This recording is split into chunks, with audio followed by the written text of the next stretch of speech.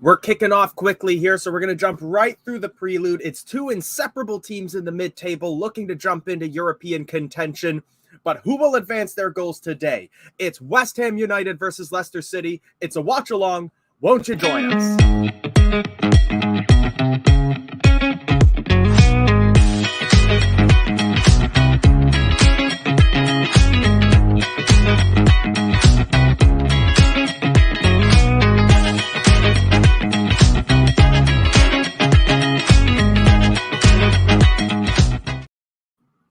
Yes, hello. Thank you for joining me this morning. It's morning for me at the very least.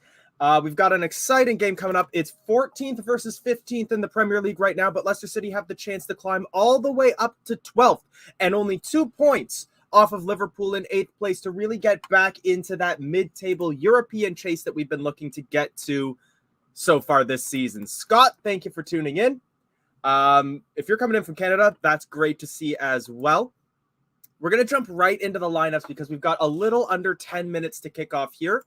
And there's lots to talk about. Namely, for Leicester City, it's going to be the noteworthy absence of James Justin. That is the lineup from Everton. So give me a quick second to get the proper lineups on here. There we go.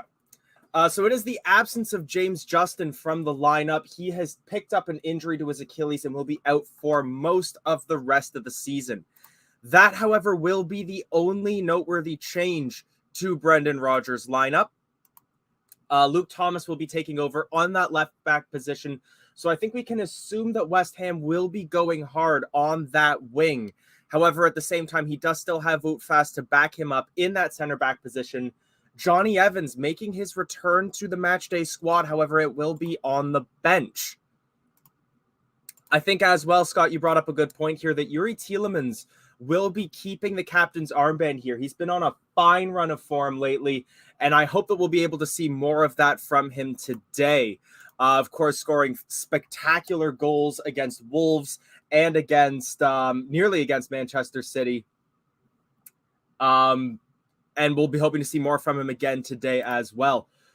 West Ham's lineup, they got a lot of good players on there, but they haven't been able to get them to click so far this season. They found themselves with an identical record to Leicester City so far. Leicester City ahead on 1 goal difference at the moment, so a draw will still keep Leicester City above the Hammers. However, of course, we will be challenging to get up into that 12th position. We already have the goal difference advantage.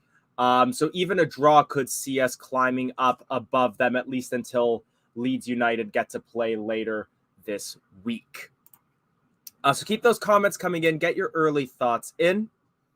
Fee, good to see you. Thanks for tuning in. Liam, thanks for tuning in as well. I know that I already get those questions a lot early on. So just to clarify, so I am Canadian. I'm watching it through the Canadian official broadcaster. I can't provide a link, unfortunately, as a result. However, I'm glad to see you joining me today, and we will be running you through all of the key commentary as the lineups are now up for me as well. So that does confirm West Ham will be lining up with a 4-2-3-1 formation. And I think one of the big things that we're going to be fighting with here is a strong center back partnership for West Ham between Kurt Zouma and Dawson. It's going to be tough for us to work our way through there, but we do know how much Brendan Rodgers likes to rely on that wing play. Maddison has been doing decently when we put him on that right flank, and as well, Harvey Barnes, of course, has that ability to run in behind. We know that he likes to cut inside. We know he likes to take shots. And then Patson Daka operating as the lone striker for us today will give us a good opportunity to, again, pull those defenses apart. However, we maintain that more dribbling ability versus bare pace with Patson Daka, so we could still see some attempts at just driving up through the middle there. The first 5 to 10 minutes will be very, very telling for us here at the London Stadium. Hayden, good to see you. Thanks for tuning in. So again, because kickoff is so soon, we won't be doing links to kick off. However, I will drop the link for you guys to join me at halftime. I will be happy to have some of you joining me there. So it will be a 4-1-4-1 formation for Leicester City here. Patson Daka, the sole forward. backed up by Tielemans and Dewsbury Hall. Maddison will be remaining on that wing. However, I think one of the big things that we have seen from this lineup before is how fluid that midfield is in attack. In defense, we're very good at keeping our shape, and I think that's one of the big things that's changed for us with regards to our defensive confidence. However, as soon as we come forward, Madison possesses that ability to cut inside and drive through those attacking forces, which really gives him a good opportunity to get inside and get himself scoring opportunities. We know that he, like Yuri, have a great ability to score from just outside the box, where a lot of defenders won't really begin hard pressing until you break into that penalty area. Liam saying a good, correct lineup by Rogers. I agree. I'm glad that we're not rushing Johnny Evans back into the lineup. These teams have been doing well, and I'm glad to see them continuing to do so. As well, I think this leaves us some good depth on the bench. Vardy up front, Evans in the back, Albrighton on the wings, Perez, Mendy, Pratt, a lot of really good names here. And for what has felt like something that I did not get to say much last season, we've got good depth here in this squad. Scott saying, in contrast, though, one spare defender on the bench and he's not even match fit yet. That's either brave or daft. I think at the same time, though, we do have the ability that, like, in a pinch, we could always drop one of Soumare or Mendy into a center back role and make substitutions in the midfield as a result, if we do end up finding some sort of stamina issue or an injury to that back line. The back line is where we're starting to get a little skint for players. Again, I just don't see us putting Yannick Vestergaard back into that match day squad, not for a while yet. We do have an exciting development here, though, as it looks like I'm going to be having a co-host today, and it's somebody who hasn't co-hosted with me for a little while. Jono, how are you doing today? I'm not bad. I'm in for an hour because my wife will be back from home about then. But yeah, it's going to be. I'll tell you what, I'm happy to have you back. It's a bit long time, but yeah, it's going to be good. Good game. Does this mean you think we've turned a corner? I'm still not fully burning in, but if we keep on seeing improvement every game, as long as there's consistency, then I could swing. I'll take that. I know that really a lot of the people that have been pushed into the Brendan out camp are now kind of back on the fence. I was one of those people. I think I'm now getting back into the in camp personally. However, much like you, it's just like at this point, I just want results. And whether we get that with Rodgers or we get that with a new manager, I want to see us climb up that table. The first 7 games, we conceded 22 goals. The last 8 games, we've conceded 3. Yeah. So we must have turned the corner somewhere along the line. The Danny Ward redemption arc has definitely been well written for this season. Yeah, I don't know how you can be from the poorest goalkeepers in the country to being one of the most consistent goalkeepers. I don't get it, but this is happening. I was gonna I always like to point out when I had to eat my words. We have a chat where we discuss like upcoming broadcasts, who's hosting what. And I remember saying that if Iverson can't get a look in, that we have to start Smithies again. I think I was saying Smithies against Man City was who I was calling for, or something like that. May have been against Wolves, but I was calling for Alex Smithies to starting games, and I'm happy to eat my words on that. Well, I'm happy that Iverson had a clean sheet game against Newport County. You know, like we can't say, it's Newport County because we've lost to them before. We've lost them in the second. In I don't know if it was the FA Cup or the Carabao Cup, but we've lost to them in the cup competition. So we can't say it's just not Newport County because we said that last time we lost. So we beat them convincingly. So let's end the half the season before the World Cup on a high. If we beat West Ham, I feel that we'll be safe for the season. I can pretty much buy that as well, because I not only think that, but I think if we can beat West Ham here, climb into that 12th position, we're only 2 points off Liverpool at that point. I think we're going to be able to start a Conference League push. And before this season started, Conference League was what I thought we were going to be challenging for. I thought if the season started, we'd competing to be fighting just to be safe. If I'm not saying we're safe, we've got to be mindful that we could slip again. So I'm not saying we're safe yet. It is a very unstable season. We have kicked off, so I do have I have my game up. We'll get synced up as well once I get a game clock on. A little bit of back and forth, but nothing too exciting to commentate on just yet. So I'm at 52, 53, 54, 55. I haven't got a game up. So just before we sync, I've not got a game up. No worries. West Ham coming forward right now. Bowen lays it off onto the left flank.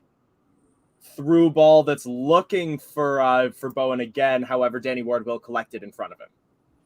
So as nothing's really happening, like we can just say we're buzzing for Maddison to get his World Cup squad call up.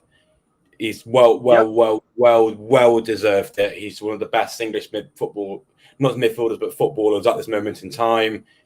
It'd be criminal for him not to go. So this game will be hopefully his point saying, look, this is why you chose me. This is why I'm going to the World Cup. I want him to put a stamp on the game and say, look, I'm the best midfielder in England at the moment. So I can speak from a bit of a neutral perspective here because I know about the England national team and their selections and all that, but I'm not I don't have a vested interest in them. I think two key points for me on this is that, firstly, Leicester City are a team that don't get talked about very often.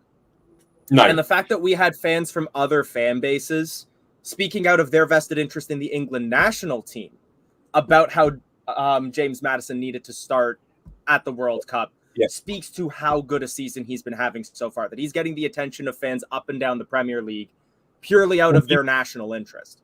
When we beat Everton, I watched Mark Goldbridge's show, and you have Everton fans that called him saying we deserve to lose, but Maddison was world class. He should be in the World Cup squad. Was everyone, even the Everton players, agreed and were appreciating how good he's actually been playing. Leicester City coming forward right now. It's Yuri Tielemans from distance. He loves to take shots from there. He was well outside the penalty area. He plays it a little lower than his previous shots, and it is saved by Fabianski. He's earned the right to shoot from anywhere all game. He's earned that right. You can tell as soon as he gets one touch and doesn't run outside the penalty area that he's going for it again. Yeah. If he manages it a third time, I feel like I don't know what kind of barter I'd have to put on for that, but what a season he's having so far as well. Also selected for Belgium. But the second point that I was going to have about Maddison for the England squad is, from a neutral perspective, I know still though how we talk about how Brendan Rodgers is stubborn. Yes, Gareth Southgate is a whole other ball game in that regard. Do you think he starts games at the World Cup, or is he just in the squad? I think Maddison. It's not it should have been the debate was where midfield does he start? It shouldn't be if he's going on the plane. It should be where should he start? I think he should definitely start. I can't think of any other informed midfielders for England that should take over him. Grealish isn't as good as him at the moment. Grealish, I think, is a better player if they're both in their best form. But at this moment in time, Maddison is better than Grealish. He's better than Foden. He's better than Rice at the moment. So I can't see him not starting. Agreed. Ellis, Michael's going to be heading down to, I believe, one of the bars in the Seattle area. He's going to go wind up some West Ham fans over there. Hopefully we'll be able to have him join us at halftime from there. Harvey Barnes chasing down a through ball, and he just can't get it controlled, and it will go out for a goal kick to West Ham. Also, Teddy Boy, I'm not going to put banter comments up on screen, but I'm going to assume that you're a West Ham fan tuning in. If you want to give us some West Ham perspective on England selections, how this match is going, I will put stuff like that up on screen. We do welcome other fans' perspectives. If you're going to banter us, at least spell battered correctly. I was about to say, apparently we're getting traded for other goods and services everywhere that we go. We get served everywhere they go. Bartered. What does bartered? Jared Bowen coming in off the left flank. Good tackle by Vote Fast there. Still collected here, though, by Souček, who plays a cross in, headed out by Danamarte for a throw-in. Bartering, from what I recall, is it's trading without money, right? I think so, yeah, maybe. But what I like to say is I am happy Brendan hasn't gone with Evans at the start. I'm really happy about that. He's stuck with what has worked for the past month or so, which is Faze and Amati and Castagna right back. It's such a shame Justin has got his injury. Ellis put a comment saying, "How long is JJ out for?" He's out for the whole season. He won't be back until the next season. I don't know for sure that they said guaranteed for the rest of the season, but they said at the very least like most of the rest of the season. Yes, he's going for surgery, so he's out long term. When's Ricardo back? That's the biggest question. Is when's Ricardo back? Because then we can have Castagna left and Ricardo right back. I don't know when he's back. I believe we're back to week by week monitoring his fitness, so he should be back within the next few weeks. I would hope. Well, to be honest, it's the World Cup after this weekend, so hopefully we'll be back after the World Cup and play him against MK Dons in the next round to get him fit again. That's another discussion point as well as West Ham amongst the London teams that crashed out of the Carabao Cup in the last round. A lot of the Premier League pack has been thinned. Yes. Should we beat MK Dons? Because again, Newport did it to us in the past. Nothing is guaranteed. Should we beat MK Dons, we really have Liverpool and Man City who play against each other to worry about, and Newcastle in our way to lifting a trophy this season and getting European football. I think this trophy is going to be Newcastle's. I think the way they've been going, I think the form that they've been in, I think this will be Newcastle's trophy. But I think we should take the cup seriously because if we win the Carabao Cup, we're in the Conference League automatically. So I think we should take it seriously. You're right. Chelsea have been knocked out. Manchester United have been knocked out. I think no, they haven't. United beat Villa. Villa. Who else has been? Chelsea, Tottenham, Arsenal, West Ham all got knocked out last round. Yeah. Beautiful through ball to Harvey Barnes. He breaks into the penalty area. Cuts back, though. He's forced to turn around by his man. Passes it back. Dewsbury Hall lays it off for Daka, who finds Madison, and that's a goal. That's the opener. What? We scored? Passing play. Yes. Yay! Yes, in. A lovely through ball to Harvey Barnes. He cuts back, passes it to Daka, who has full rights to take the shooting opportunity, but he lays it off, and Madison, cool as you like, puts it in, and it's West Ham United 0, Leicester City 1.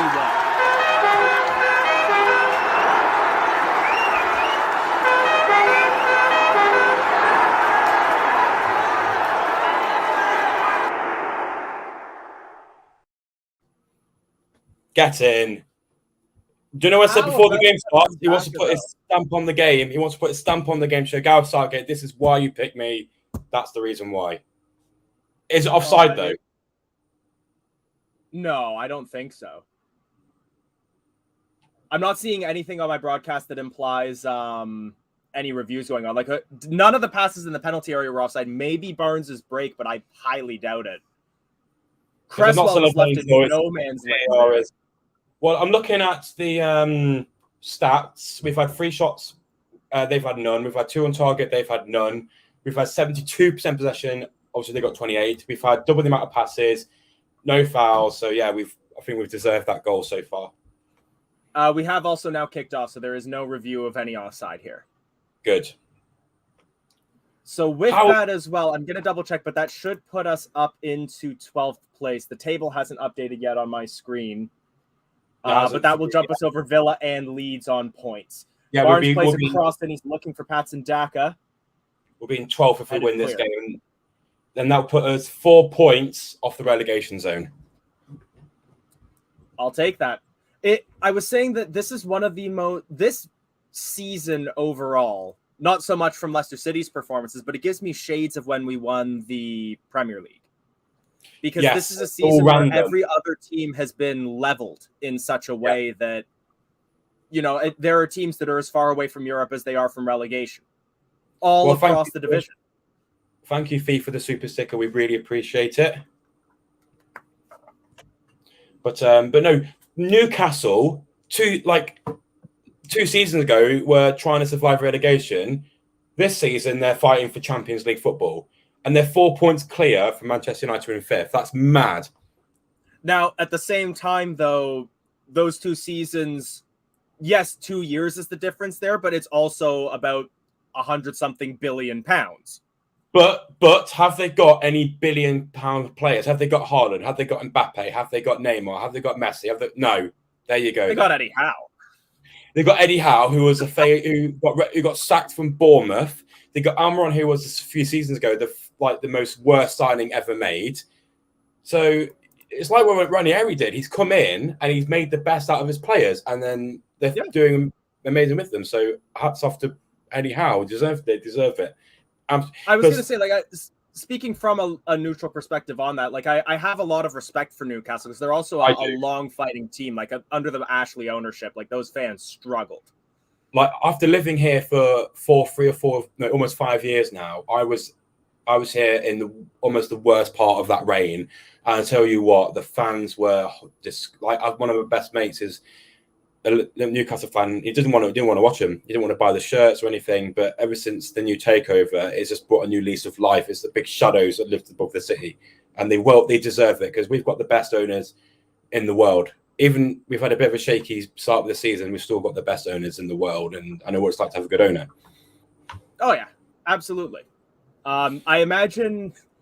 I get the gut feeling that that Tyneside is probably the lowest giant mugs per capita in England. I don't know about that, but yeah, I've just seen the goal on my stream. I'm 10 minutes in, but no, this is the form we need to be in. And what I like about it is we're not staying back. Barnes on my screen, we're still pressing. We're pressing. But you do see it, like you saw it against Everton, where we do sometimes still sit back on the ball, but it doesn't feel like the negativity of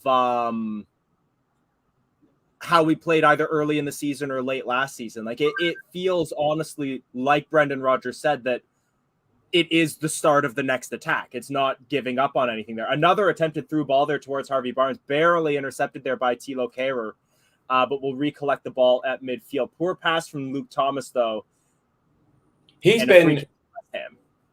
I can say Harvey Barnes has had a recollection. Like, he's been brilliant. Like, when he's starting, I'm thinking he's going to cause them danger. Like, he's on the left wing, he's going to cause them danger and havoc. He still has a little room for improvement, in my opinion. He's really picking up that Jamie Vardy method of bursting through a defensive line with timing and pace, the likes of which only comes usually once a player rotation, basically. But the only thing that still gets me about him is time to time he doesn't see a pass. And instead he will go out of his way to try to create a shooting opportunity, and it pays off for him. But if he passes, we'd be scoring 1-2 more goals a game, purely based on how good his runs are. Like, when we scored against Everton, that pass from Maddison was amazing. He turned and he scored top left corner.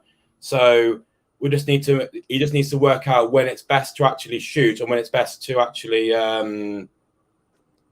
pass. That's where his thoughts need to be. 100%. It looks like there will be an injury substitution here for West Ham. Kurt Zouma going to be leaving the pitch. Is he going to go off to the vets or to the pet shop? I knew you were going to mention it. I was like, I could make a joke about this, but we don't need two of them. Meow. He is coming off, and I'm not familiar with the player who's coming on for him. It's Naya Faguer, Moroccan international, coming onto the pitch. I just left a nice comment for us. Yes. Too early. I'm not going to gloat to you yet. It's too early. I was going to say, like, let's not get overconfident here. Let's not get overconfident. So Ellis, I mentioned earlier, Michael, I believe, is at one of the local football bars in the Seattle area right now. He's going to be winding up some West Ham fans. Hopefully we'll be able to get him to join us at halftime from the pub. Yeah. I'm guessing Michael will, when that Madison scored, sprinted round the whole pub 4 laps. That's why he's so skinny, because half his time is just running around celebrating Leicester goals. If you're ever in the Seattle Tacoma area, you just need to wait for a Leicester City goal and you'll be able to find Michael. West Ham trying to come forward here, however, they are offside. You just hear him. You just hear him across the city. I can hear him from across North America. Oh. So it was Lucas Paqueta in an offside position there for West Ham. So for a quick update, so Leeds United currently a goal up as well. So that will keep them above us, but we will climb up to 13th position, remaining a point behind Leeds as it stands. Vote fast on the ball in the defensive areas. I'm going to get a quick update on the other Premier League scores as well, as Dewsbury Hall looks to switch up play onto the right flank to Timmy Castagna. The Liverpool game's interesting. Firmino scored in the 6th minute, then Shadham scored in the 9th minute. It's 1-1 still. You're 100% right there. So, yeah, 1-1 at Anfield between Liverpool look like they're on their way down from a dynasty here. Like, something has to change at Liverpool soon. They needed penalties to get past what was realistically a woeful Derby County side in the EFL Cup as well. And that's not just my East Midlands talking. To be fair, they played like their absolute was like pretty much under 21s team. To be fair on them, they played like Liverpool? Their worst team. Yeah, they had Firmino on. They brought him on as a sub, but like I'll tell you what, I'll go through their team for you. All right, well, hang on. Before we do that, I am going to run through the other scores quickly as well. So Bournemouth 0-0 with Everton.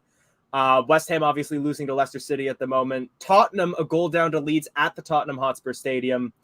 And Forest Palace 0-0. So this was their team against Derby.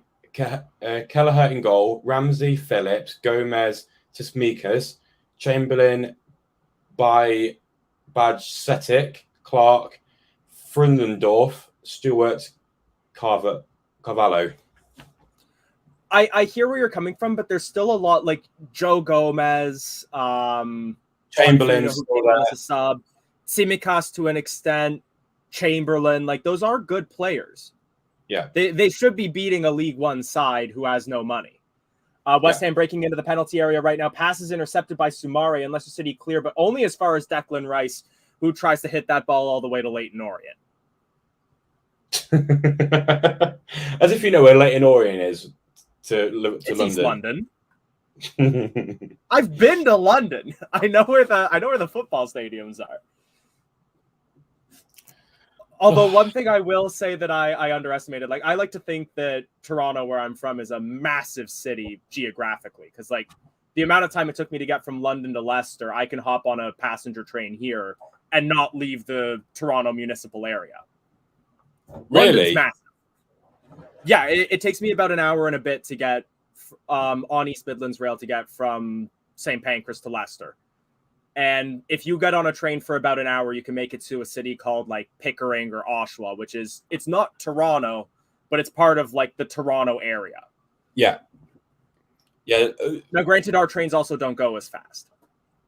You know, North American cities are just so, to get across America, it'll take you 4 days of continuous driving to get across it. It'll take, to get across the UK, to get across the UK, it'll take you 4 hours.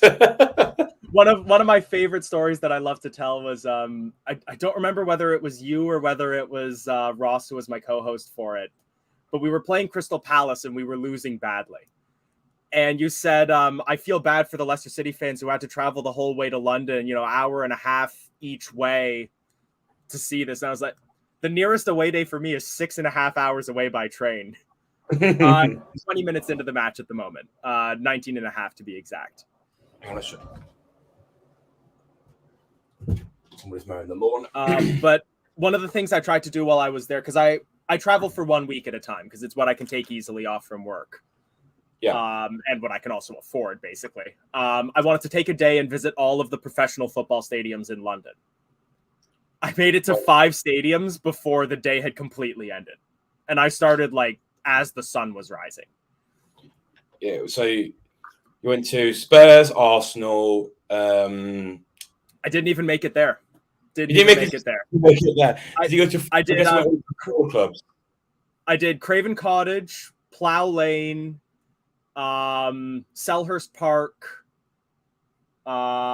G-Tech Community Stadium, Leicester City coming forward here with Dan Amarte. Shot from a distance, forces a fingertip save from Fabianski, but you'd have thought Yuri Tielemans was shooting from there. Yeah, imagine if I might have scored that. But so went all to the lower. So you went to Watford, you went to Brentford and Fulham and Crystal Palace, Yeah. but you didn't get the big clubs. Hey, Crystal Palace can be massive on their day. True. But yeah, because I was just going geographically. I was like, I'm going to start west, I'm going to work my way east, and I didn't even make it to North London.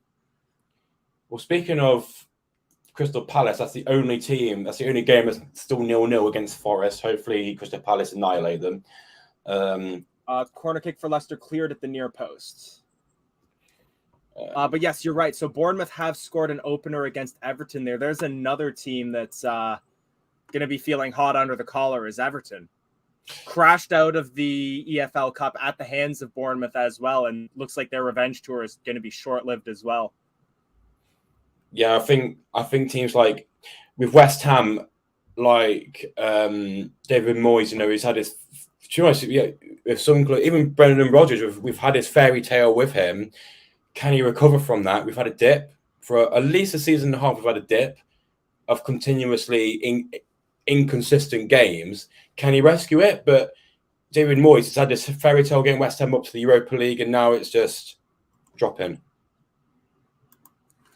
Well, I think we were talking, because I've been seeing that from a lot of Everton fans, was that people who are fighting to keep Lampard in at the moment are saying that it's that they don't want to become one of those teams with a rotation of managers. James Maddison is down at the moment. Tielemans puts the ball out of play so that he can receive medical attention. They're tending to his right leg at the moment. He's holding his knee, but I want to be optimistic here. He doesn't look like he's in as much discomfort as Justin was. Well, to be honest, I think Brendan would be like, well, you're going to the World Cup. I won't risk you. But to be honest, I think Brendan should be selfish and say, if you can play, you're playing. But Bournemouth, Liverpool have taken the lead against Southampton, so it's very, very tight in the middle of the table. Very tight. It's looking like we're going to be taking him off as a precaution, but he is walking off the pitch on his own legs with a slight limp. I think he'll come back fine, hopefully. Kegs and eggs. Where are Michael? Are you at the pub? So yeah, this will be the end of Matter's day. We'll all be hoping well for him. Again, like this doesn't, I'm knocking on wood as I say it, but this doesn't look like a severe injury. I think it's just precaution. Is he coming off? Yes, he is coming off. I wonder who come on for. Probably Dennis Pratt. Not bad. That's not a bad change, is it? Dennis Pratt, come on. No, he's a good attacking midfielder. I think he's also, realistically, like if I'm Dennis Pratt, this is the kind of opportunity I've been waiting for. The chance to get most of a match in the Premier League against the competitive opposition. Do you think proved his worth the last time he got a full match, and now's his chance to keep doing so? Do you think Maddison would have played on if it wasn't the World Cup? I can't say for certain. What I would say would have happened is I don't think we would have made the substitution immediately. We would have taken him off the pitch to receive additional treatment. Yeah. And we would have played like shorthanded for 2-3 minutes. Yeah, but since it's the World Cup, I feel that Brendan's like, you know what? We won't risk you. Let's take you off. West Ham try to break forward. It's tackled by Luke Thomas, and that ball will go out of play. And with that, Dennis Pratt is fully kitted up and takes to the pitch. I can't imagine that will bring any change. Well, actually, I wonder if that could bring a change of shape, because Dennis Pratt isn't attuned to playing right flank.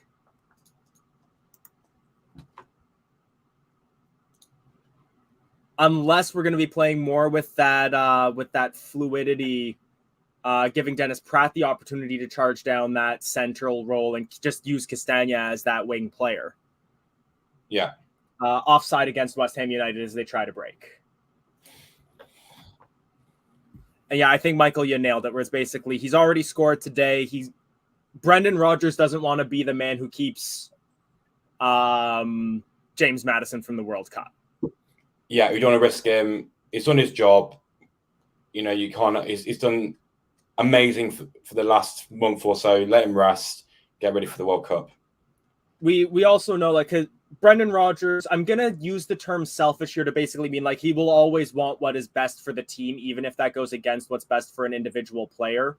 I think we saw that with the way that he didn't start Schmeichel for his 500th match. Controversial take, but he did that because it was what he thought would be best for the team for that game. So I think, but he also really likes to reward loyalty, and James Maddison was one of the loyalist players standing by Brendan's side through this whole period where he was good opportunity for West Ham here. Lovely save by Danny Ward after a good tackle by Dan Amarte that just doesn't quite dispossess Benrahma. But right at the death there, Danny Ward sprawls and deflects the ball down, keeps hold of it, and really, really well played there. When I'm watching the game blind, because I've been searching for a stream for the last 40 minutes and nothing. So maybe at halftime you can Discord it. I don't know. I was going to say we can try, but I know that the new Canadian broadcaster for this season has security features that don't let screen sharing. Like, it just shuts down my stream if I try. But yeah, so I was going to say, like, I could see Brendan Rodgers basically giving Maddison that because it's like I said, like, because they've been at each other's side so much. Brendan has supported Maddison. Maddison has supported Rodgers. He doesn't want to take any risks towards his World Cup chances. We're already a goal up. Foul against Cresswell, and it will be a free kick. So Sam Smythe, Matters did seem to have some problems with his right leg. However, he did walk off the pitch on his own. So I'm gonna assume that might have just been some sort of like a pulled muscle. I don't think it's anything severe, but he has been removed from the match as a precaution. 2 injuries so far this game. 1 to Zuma for West Ham and 1 to Maddison for Leicester City. No, Catman.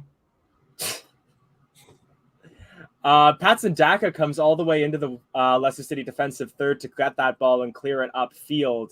However, the break doesn't work out, and West Ham will play the ball all the way back to Fabianski.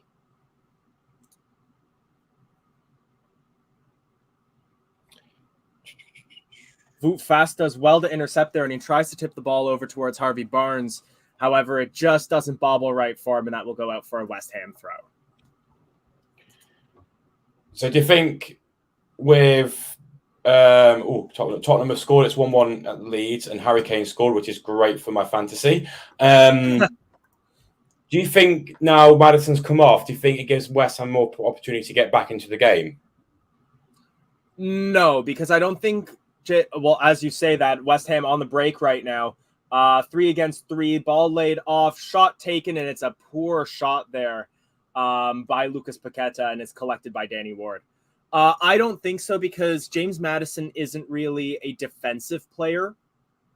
So I just see us relying more so on Harvey Barnes in terms of those breaking runs than James Maddison. However, I think, like, in terms of West Ham's ability to score and get back into this, I don't think James Maddison for Dennis Pratt substitution changes anything. So this means we really want to win this. Really badly want to win this. Cross comes in from West Ham. It's cleared by Big Dan for a throw-in. What I can see happening is we're going to have to absorb a lot more pressure in the midfield. I can see Declan Rice really giving Dennis Pratt a hard time, but I believe in Dennis Pratt's ability to hold his own. But I think with that increased pressure as well will come what Leicester City fans love, a good opportunity to break. Yeah. Big cross comes into the penalty area, falls on the outside of the area for Paqueta, and that's 2 balls going to Leyton Orient now. Hugely over the net there, and that will be a goal kick for Leicester City. Everton's season gets worse as Bournemouth double their lead. So that result actually drops Everton 2 points above the drop zone, purely due to the fact that Southampton are currently losing as well. Wolves have now dropped, since Forest are still drawing. That means Wolves have dropped to the rock bottom of the league. I think as well, Trees fans will enjoy the fact that that draw will at least guarantee that they will not finish worse than Derby County did in 2007-08. I thought Derby got 21 points. No, Derby got 11. One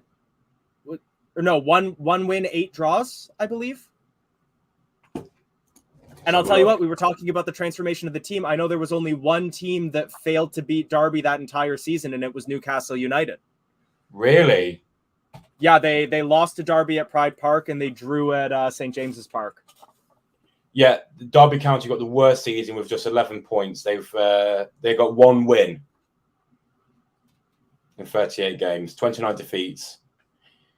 They also got the fewest goals ever recorded, which was 20. Scott, I think you're totally right that there's a lot of energy in this game right now, and we really need to just calm things down and get calm possession again in this match. As West Ham looks to come forward again, Jared Bowen looks to cross it. It goes off of Tielemans, but still finds its man. Cross comes in, headed by Paqueta, and it's wide.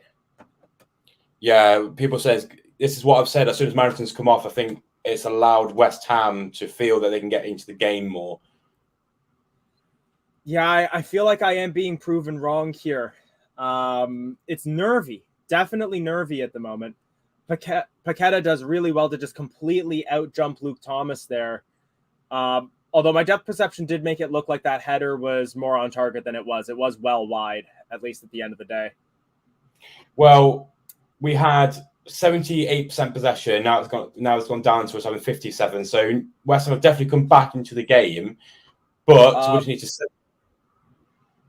Benrahma played a cross in, deflects back out towards Bowen, who takes yet another shot that goes up and over the net. But I think it took a deflection off a Leicester City man there and will be a corner kick to West Ham. To settle down. I can see West Ham goals is coming unless we don't do anything about it. Yeah, we really need. I never thought I'd say this, but we need to just be passing the ball around the back calmly. We need to settle down. We need to get the ball back, stay calm. Cross comes in from Paqueta. It's pinging around the penalty area, cleared by Patson Daka. All the way to the Leicester technical area. We need to have. I think we need Vardion, or maybe Mark Albrighton to bring some stability. Look, I love Mark Albright. Easily my favorite Leicester City player. I don't think he has the pace required to hold down the midfield here, though. We don't think it's serious because he walked off the pitch on his own. I think it was mainly a precaution since it's the World Cup coming up in next week, pretty much. Another possible injury to monitor here as Paqueta takes a boot to the face from Scamacca. And they're just checking to make sure that his lip isn't bleeding, because if he's bleeding at all, he's not going to be allowed to stay on the pitch without getting patched up. Stop it. Stop it. West Ham tried to take the free kick quickly here. However, the referee had not blown for it. Someone put Leicester ... Have they equalised? That's ominous. That's ominous. West Ham trying to play forward right now on the left flank. Ball bobbling around, and we'll go back to the West Ham defenders. Have we conceded? Lost the ball. I'm usually not this far behind chat, so we should be okay. I'm usually at most like 20 seconds behind chat. Although West Ham coming forward here, it's Jared Bowen. Lays it off, shot taken, and now West Ham have equalized. Yeah. Oh, hang on. It was coming. It's offside! It's offside! Offside? It's offside. It's been ruled out as offside. I'm seeing the replay on this. Hang on. Oh, he's well offside. Oh. Well offside. Oh, Jared my God. Bowen. That's the warning. That's the warning to make a change. That's the warning.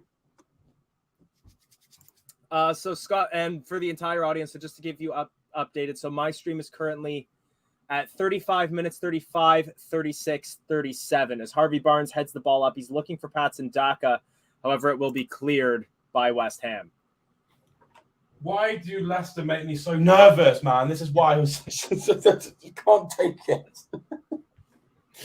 Oh, you start so well. Owen. They got to make you earn those wins. We don't get anything easily. No. Declan Rice lays it off. They're right by the halfway line, but they're looking to break, and they do so. Good tackle by Castagna, but West Ham maintain possession. Cresswell, dispossessed, free kick. To West Ham? Yes. Or it might be a throw-in, actually. I think the ball might have gone out of play. Because that was tussling right at the... No, it is a free kick. It is a free kick. Oh, my God. We need half-time to come. Half-time needs to come soon because... We could. Brennan needs to make changes. We get first of the first half, all Leicester. Now it's all West Ham. It's going to be Rice to take, and he's going to be playing an in-swinging cross, it looks like. Leicester City have 8 players in the penalty area. Free kick is taken, headed on by Paqueta, and it's palmed to the crossbar by Danny Ward. I'll tell you what, that would have had me wrong-footed as a keeper. I was confident that was going over, and it looped down very well. And Danny Ward does well to keep that ball out. Oh, I can't take it, man. They attempt another break there, but that ball is well shielded by Fast, and it will be collected by Danny Ward. Yeah, it was a real lot. It wasn't palmed onto the bar. I was mistaken there. It was just palmed out by Danny Ward, and very well saved there because that would have... And now we're on the break. It's Patson Daka. He's one-on-one. He's taken down by Cresswell, or by Dawson. Surely that's a penalty. I'm amazed. Apparently there was contact with the ball. Slide tackled from behind by Dawson. No foul given. It is being checked by VAR, as the commentators have said on my end. We're getting absolutely destroyed. What the hell is going on? Because ever since Madison's come off, we've been the worst team. This is when I was speaking to Phil, I was saying that if I'm Brendan in, if he can make tactical changes if we get an injury to a big player, a big player has got an injury, can it be fixed? Danny Ward hoofs that ball out of play. So now there is a break in play as the VAR officials are speaking with the referee at the moment. Well, there's a penalty at Crystal Palace. To the pitch side monitor. Come on, please. It's a foul. It's a foul. He contacts Daka first. Come on. This has to be a penalty. He lands right on Daka's ankle. Come on. Yes, it's a penalty's been given. Penalty's been awarded. Penalty's been awarded. Then my question for you here is, Dawson was the last man. Is that denial of an obvious goal-scoring opportunity? It is confirmed a penalty. Come on. You've somehow now gotten ahead of me. I'm not watching the game. I'm watching a stream.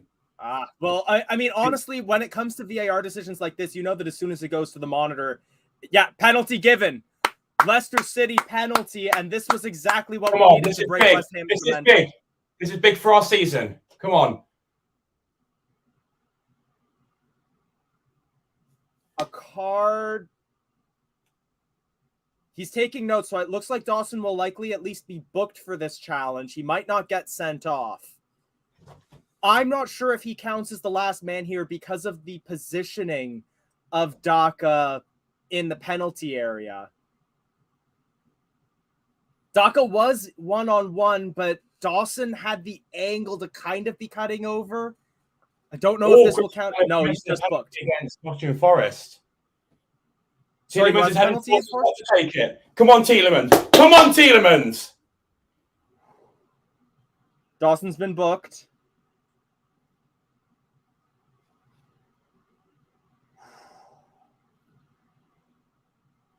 Scott, I don't know how it wasn't around. I thought he would count as the last man, but it might just be because of the running angle there. Come on. It will be Tielemans to take. He's speaking with the referee.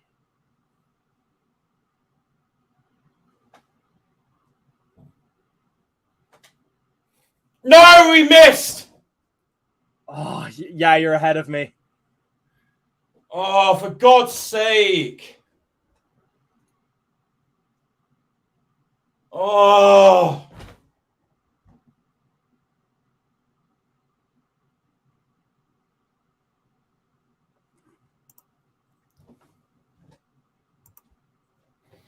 Damn it. Yeah, I'm just seeing it now. Tielemans is taking. For what it's worth, that was very well saved by Fabianski. He dives the right way and keeps the ball out of the net. I think we're going to lose this. Oh, no.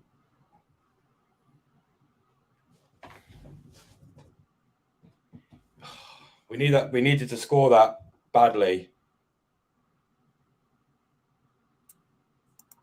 At this point, though, I'll still take the booking to Dawson. They're going to have to be more cautious in defense. And we showed the way that we can still break forward nicely. There's still positives to take from this. Yeah, well, Leeds have just scored against Tottenham, so Leeds are winning, and Liverpool have scored against Southampton, so Liverpool are taken away from Southampton now. And then were you saying, so you said, so I've got that Palace have a penalty against Forest. But I haven't seen any update on whether they've scored it or not. They missed it. Okay, 2 missed penalties in this match day then. Oh, that's so disheartening. Well, I'll tell you what, we like to talk about omens in the chat. There's a good omen in the chat at the moment, if you want to take a look. No, I don't think so. I'm not seeing it on my end, and I'm well ahead of everybody. Maybe that's 2-0. Cleared upfield by Wout Faes. Rice on the ball now, but he's forced to turn around. Cleared by West Ham up to the midfield. Sharon, I know I'm ahead of you, so stop being naughty. It's still 1-0. Whoa. Luke Thomas leaps over a West Ham player to win a header there. Now West Ham coming forward. Out onto the wing. It's with Benrahma. Lays it off. Paqueta crosses in. Leicester City appealing for an offside. Doesn't look like one is given, and it's a throw into Leicester City.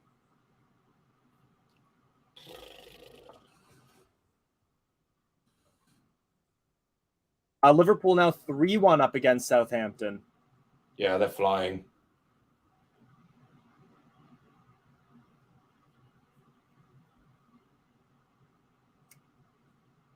It's not even a poor penalty, really, either. It was just a good dive by Fabianski. They're just showing a replay on my screen. Maybe he could have put it a little higher, but it's risky to play it that high. Bowen is on the ground in some discomfort following a challenge, and it's a free kick to West Ham.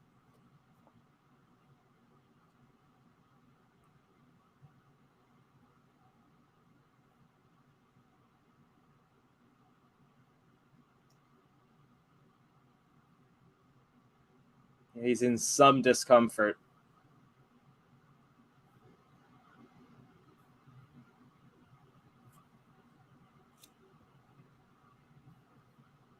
Four minutes of added time will be played. 4 minutes. Free kick is taken by West Ham. It's bouncing around in the penalty area, cleared by Patson Daka. We need Tilo Kehrer.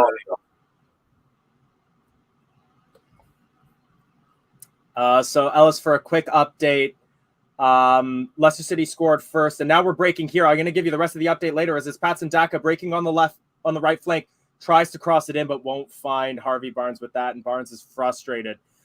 We scored first with a lovely breaking goal. Madison took a slight injury and came off. Since then, West Ham have been pretty well in the driver's seat. They've scored, but it's been ruled out for being completely offside by Jared Bowen in the build-up. Leicester City then got a penalty, which was saved by Lucas Fabianski. And we've still got 3.5 minutes of added time before our half finishes. And it's half time in Nottingham Forest. Harvey Barnes now on the ball. He tries to cut inside. He tried to do that same thing, and he gets tackled. Scamacca shrugs off fast. Thomas collects the ball, and Leicester City regain possession.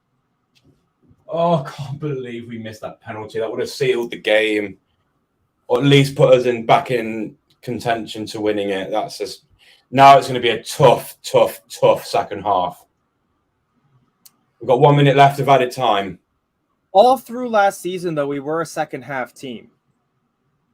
Yeah, but the problem is that do we always score too early? Do we score too early and then bottle the?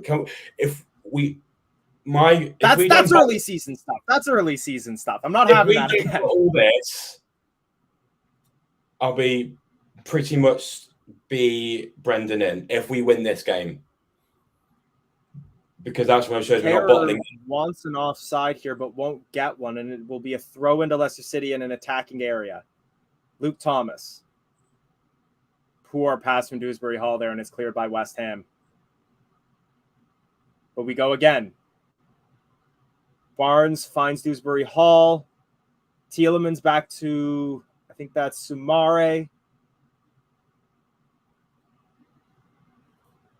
Amarte and Fass. It should be half time by now. All right, then yeah, you're just ahead of me. No, it's not. It's not called it yet. There should be another 40 seconds. Dan Amarte just holding the ball here. A risky pass, but it's collected by Pratt. Tielemans forced to make a tackle, though. Oh, and he tries to play a through ball for Pratt there, but can't find him. It's a midfield battle here. Bowen up against Thomas. Plays a pass to absolutely nobody there, and Wout Fass will happily shield that ball. I don't know if this aimed at us or them. Us or. But we should have half time any second now. Come on, blow the whistle for half time. Come on. So throw-in was taken by West Ham, and they go all the way back. All right, then. So Leicester City survived the first half with the lead. We've got another 45 minutes of this. Oh, my Lord. West Ham on a break here on my screen. So, again, I still have another 15 seconds to go, but they were forced to turn around. Scamacca will play the ball to Rice. Paqueta can't find Rice again. And Leicester City clear their lines. I mean, I'm expecting a but. I mean, I love you both, but you're rubbish pundits. Harvey Barnes on a break here. But it's just touched away by Kehrer. And that is halftime on my screen. Oh, my Lord. All right. So, a tussling first half. Leicester City pretty much in control until James Maddison has to come off. And after that, it's been an onslaught from West Ham, but Leicester City survived so far. Yeah, so we had a penalty opportunity that was missed. So is Maddis out? Yes, he was. He had a knock on his leg. He's come off as a precaution and was subbed off for Dennis Pratt around to 25th minute. 25th minute, he was subbed off. I will give a quick update of all the scores as all the games except for Bournemouth are now at halftime. Liverpool 3-1 up against Southampton. Tottenham 2-1 down to Leeds. West Ham 1-0 down to Leicester City. Bournemouth 2-0 up against Everton. Nottingham Forest 0. Crystal Palace 0.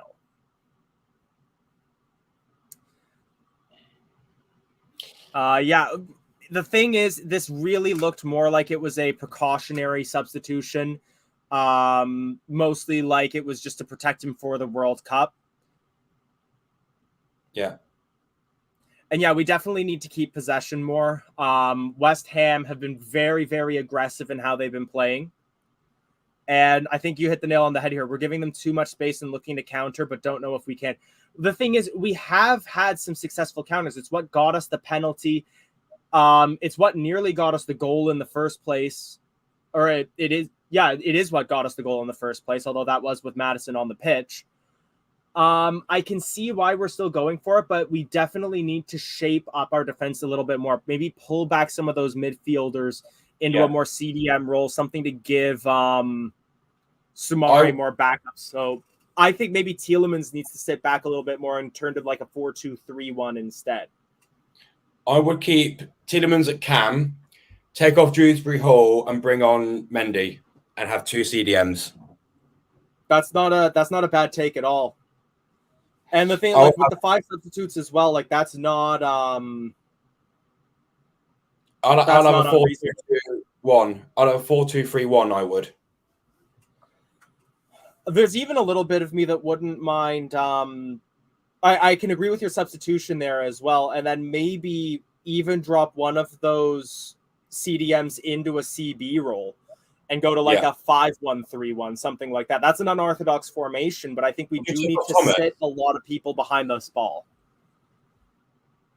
Would you take off Luke Thomas for Evans or another defender, for example? I'm a little reluctant to bring on a fullback for a center back just because, again, it comes down to the pace. Where Luke Thomas lacks a bit of that physicality, he has the pace to really run back and forth on the wing, and that's something that I know Johnny Evans doesn't have. So we've got let me drop a link into the chat as well. So if any of you would like to join us during halftime, Pratt is already on. Yeah, Pratt's already on. So someone's a West Ham fan saying second half it's coming home. Come on, you Irons. You know what? If you want to come on, join us on camera and give us your West Ham perspective, I'd welcome it. Tim's off for 2 seconds. Back in a sec. Yep, no problem. But yeah, keep getting your thoughts in. I'm going to be happy to chat with you all. If you would like to, click on that link. Come on, join us on camera and be part of the stream. But yeah, I'm seeing a lot of you mentioning different substitutions to make. So Braybrook isn't in the lineup. But we can bring Nacho in. Vardy on for Sumari. That's a bold substitution. I think really we need to be bolstering our defense more so. So I think if we are going to be bringing on, Vardy, it needs to be for Daka. Yeah, I think Vardy for Daka because we need that pay. I think in these sort of games, I think Vardy loves playing in London. He likes winding up the fans. And this is a game where, West Ham fans are getting cocky and for the right reason, West Ham are really giving us hell. And the first of the first half, we were the much better team. Second of the second half, first half, they were the better team. So we need to make sure we start the first half the way we started the second half the way we started the first half. But Michael has joined into the stream. You ready, Michael? Yeah, he was saying that he needed a minute. I needed a minute. One thing that I will say is I do think a lot of this comes down to mentality after Madison came off. So I think that is where making it to halftime with this goal advantage is beneficial to us because we know how much Brendan can change the mentality of a team at halftime. We've seen that all through last season, all through the season previous. And if he can get us calmer and better in shape, especially when defending, then I will come into the second half with full confidence that we can hold on to this lead. If there were to break right now, I'd be fully confident that we would lose this match. Yeah. But what this is a really good point. Ward has been performing well again. He's made a save where he tipped the ball into the crossbar. He made an excellent save before that. So he's making some brilliant saves. So hopefully he maintains that record. But is Michael ready to come on yet? I'll need to double check that as well, but I know that so Danny Ward is currently tied for second in the Golden Glove race at the moment. I wonder if he keeps a clean sheet, if that gets him closer to Gold Glove status. Let's hope so. They're showing clips of Mikel Antonio. He's the bane of our existence. Hopefully he doesn't come into the game. We needed halftime really, really bad when it came. But West Ham isn't that good. West Ham isn't that good. And we, the Madison goal was spectacular, and that phase of play was really good. But we haven't been really good the last 20 minutes of the half. We need to get it together. Yeah, it was a good save. It was a good strike, Charlie. It was a good strike by Tielemans. But Fabianski, he guessed right. He was right on top of it. And, I don't even really think – I don't like when VAR goes 3 minutes back to look at a call, and even if it goes for my team, VAR's trash. But, West Ham's not that good. So I think we'll get another goal or two in the second half here and finish these guys off. Another clean sheet. We need another goal. Welcome back to Leicester fandom, Jono. How are you? Yes. It's not been the most easiest of comebacks, to be honest. Yes, we've all witnessed. The difference is that we're holding the pressure. Danny Ward is actually playing well, so hopefully Brendan can work his magic, get the players buzzing. Come on, we're winning this. Let's not drop our heads. We lost the second half of the first half. We need to bring it back. Maybe make some tactical changes and get us over the line. Now, Michael, Jono and I were talking earlier about possible substitutions and formation changes. Would you make any changes to the players on the pitch for this second half? Yeah, I want everybody that's playing right now to get their act together. I don't know if any changes need to be made. I just need passes to be crisper. There's been some really good through balls from the back to the front to Harvey, but when we're trying to play those little triangles, it's just not happening. We're so lucky to have Madison. I've said this for a couple of weeks now. We're so lucky to have him on our team because we might be losing this game if not for him, creating his spaces and getting on the ball and turning. It's it's kind of bad that he's down, right now injured, and he's out of the game for the rest of. So I don't know who to bring on. Samari's playing good. I don't want to take him out, but I hear that people are trying to call for him to come out. Game. He's been playing really good in the middle. Maybe KDH. He's the player that everyone's calling. He might need a rest or something like that. He's played a lot of minutes this season and last.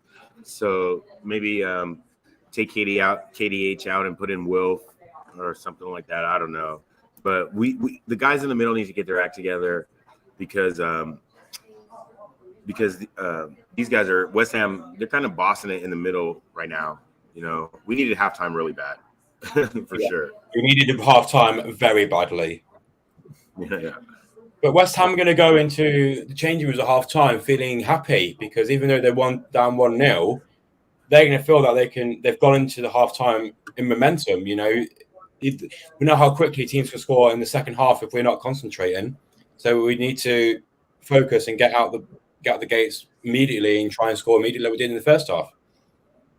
Our back four has been really, really good. Well past Dana Marty, really good. How about that time Dana Marty carries the ball all the way from the back to the 18-yard box and takes a shot on goal and forces Fabianski into a save? That was awesome. Big Dana Marty. Man thought he was Gary Tielemans. Yeah, right. He did. So, I'm looking forward to another clean sheet here, but the guys in the middle need to get our act together. Hey, I'm at Doyle's. There's a Leicester half scarf, Liverpool half scarf that I brought back from Anfield when I came. I don't know if you guys can see it or not. The glare's all here. But it's almost halftime. I'm going to get off 2-0 to the Leicester. That's my prediction. Come on, Michael. I beg it's true. Cheers, Michael. Guys. Cheers, Michael. Liam saying we can't start going defensive now at 1-0. Change it to 2 DMs at 2-0. Do you think, like, if we come out hungry in the second half, we can grab an early goal? I think we can. I think we've got to pretty much go out there and score straight away, or at least put a foot on the game, because if we sit back and absorb the pressure, we know what's going to happen. We're going to concede. We have to go the game scruff of the neck. There is a certain I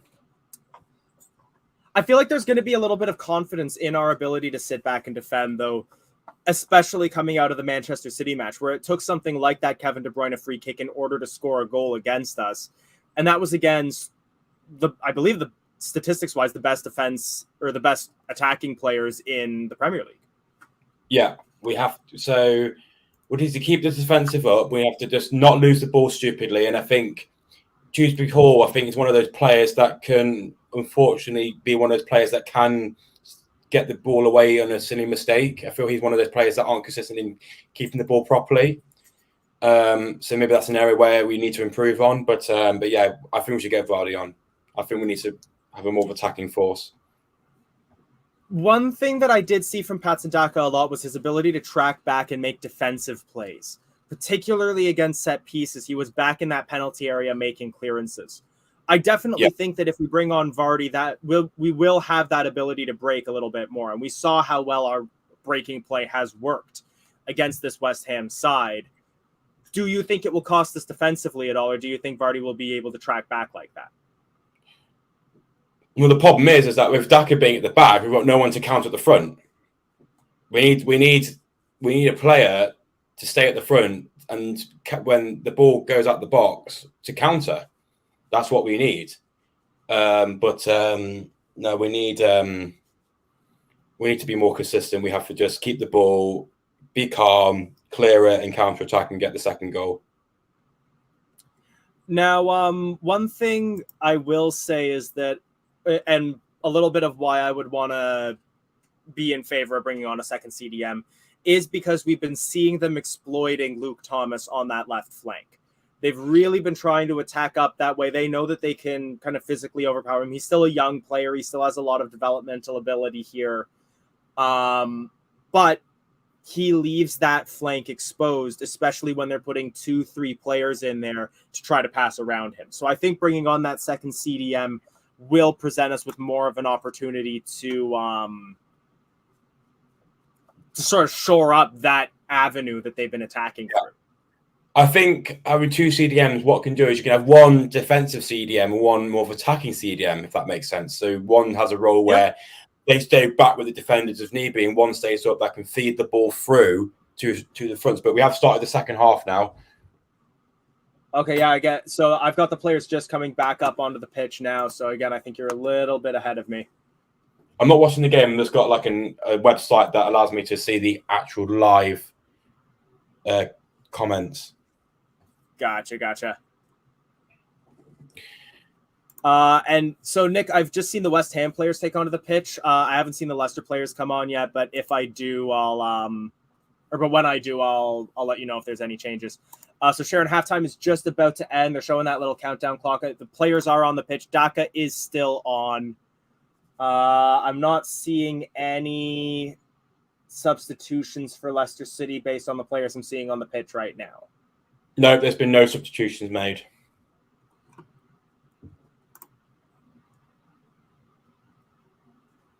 Yeah, Ward is looking good. I think he's been consistent. He's made a few really good saves. So let's hope Brendan doesn't bottle it and keep us playing good football for the second half. Let's leave that word out of our vocabulary for this half. As the second half has kicked off, Ben Rama looking to come up, cuts inside, gets past Pratt, shoots from a distance, but that's easily collected by Danny Ward. Yeah. And also, I did just double check. So if Danny Ward holds on for a clean sheet here, he will be tied for first in the Golden Glove race. West Ham trying to come forward again, but the pass is intercepted by Wout Faes. Pratt finds Daka, turns and loses his man, but he's forced to turn around and pass backwards to Tielemans. Keeping the ball, just keep the ball, lads. That's it. All you need to do is keep the ball.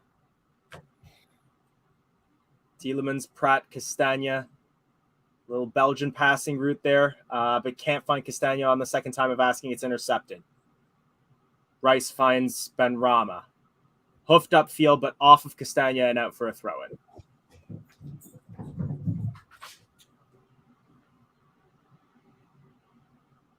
Cresswell, the player who tried to clear, will take the throw. And West Ham do clear their lines this time. We need to score straight away, or just do something.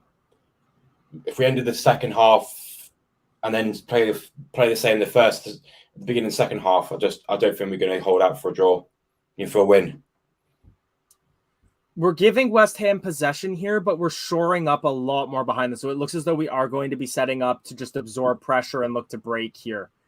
Whereas I would say at the end of the first half, we were still looking at creating more passing angles. We had committed more midfielders forward. I'm not seeing that as much here. Free kick to Leicester City for a foul by Souček on Daka, just outside the center circle. While that's in place, I need to go for a toilet break. Back in a sec. Yep, no problem. Marius, I definitely agree with you here. So I just got FIFA 23 yesterday, and when I launched it to play, I still had Fofana in my Leicester City team, and I was actually upset for a minute where I was like, get this guy out of here. I want Wout Faes. He's been an incredible signing. I don't think any of us would have expected that when we heard that we were going to be replacing, our 80 million pound defender with somebody from Stade de Reims in the French league. But he's really come into his own and shown himself to be one of those more physical Premier League defenders that we really needed. Ball trickles out of play up at West Ham's goal line, and it will be a goal kick. Pratt pulled down, but it's not going to be a penalty for something like that. John just had to step away for a quick moment, but he'll be back in a second, Ellis. So Sharon, we have kicked off the second half. My clock is currently at 48 minutes, 13, 14, 15, as the goal kick is taken by Fabianski. Dewsbury Hall lofts it up for Thomas, who turns and hoofs that ball upfield. I think he would have been better off playing that to Danny Ward. So if you look at the Tottenham game, Tottenham have already scored in the second half. That's good for us. That just shows that you need to be making sure you don't mess up at the beginning. Well, a little back and forth between Barnes and Dewsbury Hall. Lofted cross comes in, but it will be collected by Fabianski. Come on, Leicester. Marius just talking about Wout Faes here. Proper defender, proper hairstyle. Really brings in like the Carles Puyol look. Or the David Luiz look. Yeah, that's a good one as well. A bit more Premier League that way as well. West Ham just passing the ball around the back. They're playing the way that I think Leicester City do, is they're trying to pull someone out of shape before playing a lofted ball like that, but it's intercepted by Leicester City and out for a throw-in. Luke Thomas heads that ball clear.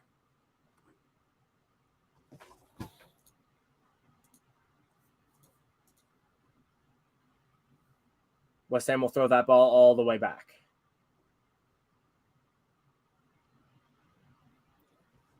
Cresswell. Benrahma. Back to Cresswell. Calm passing at the moment from West Ham. What's a Komodo? Oh, a commode. It's like a... Oh, it's an old person's like chair. Yes. Yeah. It's like the portable toilet.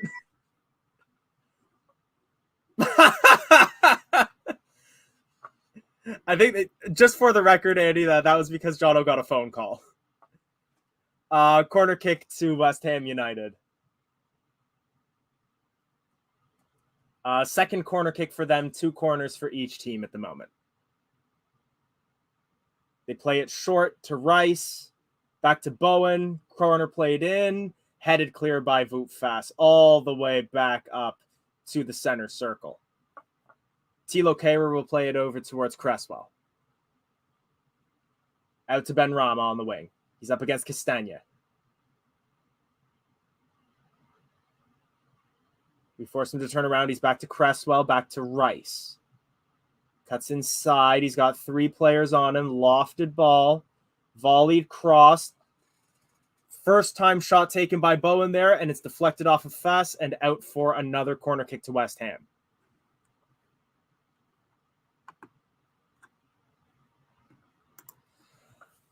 See, that's a fair point. I think that Fofana did have a little bit of a different play style to Fass and Amarte. He was less physical, as the corner kick is played in, and it will go off a West Ham player and out for a goal kick. Scamacca tries the header there, but he can't connect at all. It's too high for him, and that will go up and over the net. But yeah, a little bit in the way that we did like to play like a more physical center back. I think that used to be Johnny Evans for us, and then the more technical center back. Maybe they would have been able to partner in such a way, but I'm really liking what we're getting from Fass and Amarte together, because they really just kind of lock down together, and they're not afraid to jump into a tackle. They're not afraid to knock a player off the ball. And that complements our quick breaking style really, really well. The other thing is, I feel like my image of like how good a player Fofana is was also dinged by the way that he left our team, because now I'm just angry with him. Really good shielding of the ball there by Soumare there to make sure that it trickles out for a goal kick. Jono, you're on mute. I don't know if you've seen this comment, but apparently there's a good crossing by Scamacca. It just heads over the crossbar. Yes. So that was off of a corner kick. Right. The cross was too high for him. It just goes like off the top of Scamacca's head and up over the bar. Wilfred Ndidi is kitted up. Well, as I said at the beginning of the show, my wife is on the way back from work, so therefore I've got to do husband duties. So I shall see you guys later. Thank you for having me on, Elijah. Thanks for coming on, Jono. Take care. Come on, Leicester. Come on, please win the game, please. I'll see you guys later. Take care. So yeah, I know that was definitely, you typed Ndidi there coming up. We're going to close up shop and try to hang on.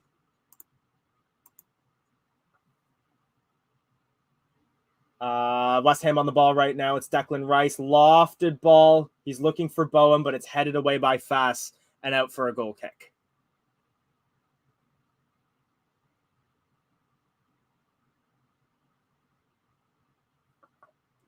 Ball with Dawson.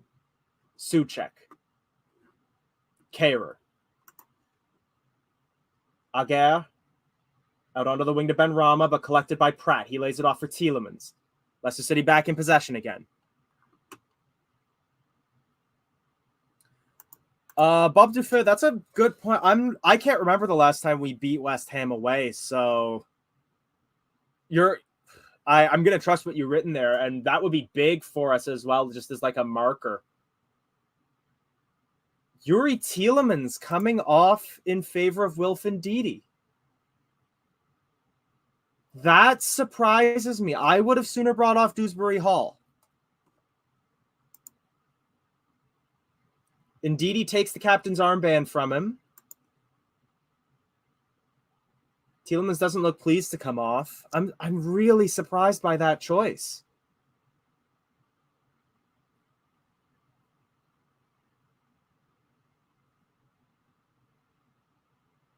Amarte plays the ball back to Ward. Ward clears. Woof. Thomas gets flipped over by his defender, and no free kick is given. That ball will go out of play for a Leicester City, or for a West Ham throw.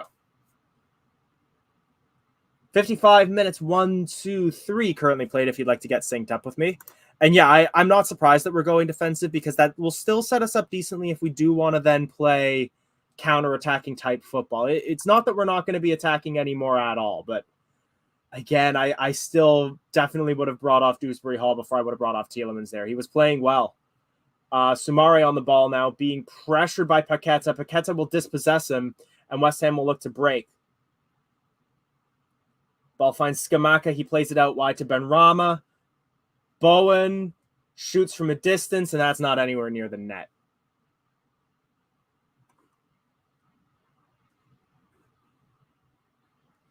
That's a fair point, Jared. Yeah, because Belgium are in the World Cup. But At the same time, Wout Faes and Timmy Castagna are both in that Belgium squad as well. But it would show that Brendan has more confidence in this match than I do for him to bring him off. And you know what? If it pays off for him, I'll back him.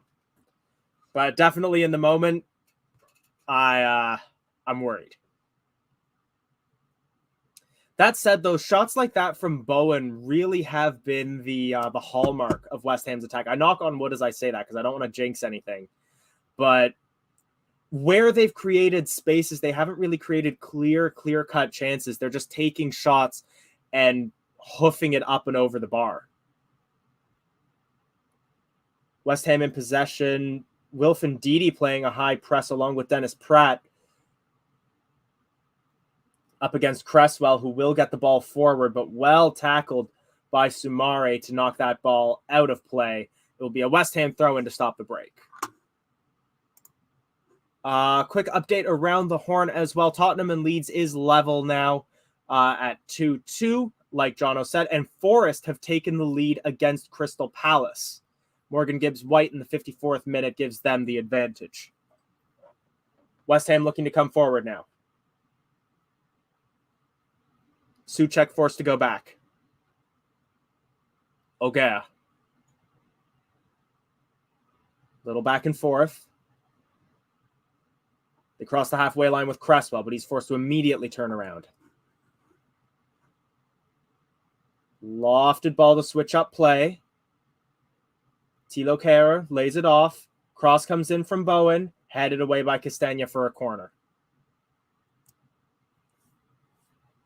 Definitely shows the way that we're playing more defensive here, that Castagna makes no attempt to really control that ball. He just wants it out of play in order to stop that pass from connecting with Benrahma. See, saying Fast and Timmy will probably come off next. It's going to be Cresswell to play an out-swinging corner here. He has Benrahma available to him as the short option, but he plays it lofted. And the header is won by Declan Rice, but it's well over the net.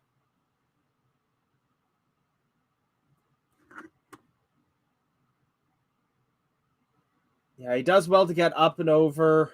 The cross goes up and over Wout Faes and meets Declan Rice, but yeah, there's no way that he's going to be making the kind of connection that he needs at that altitude. And Leicester City survives.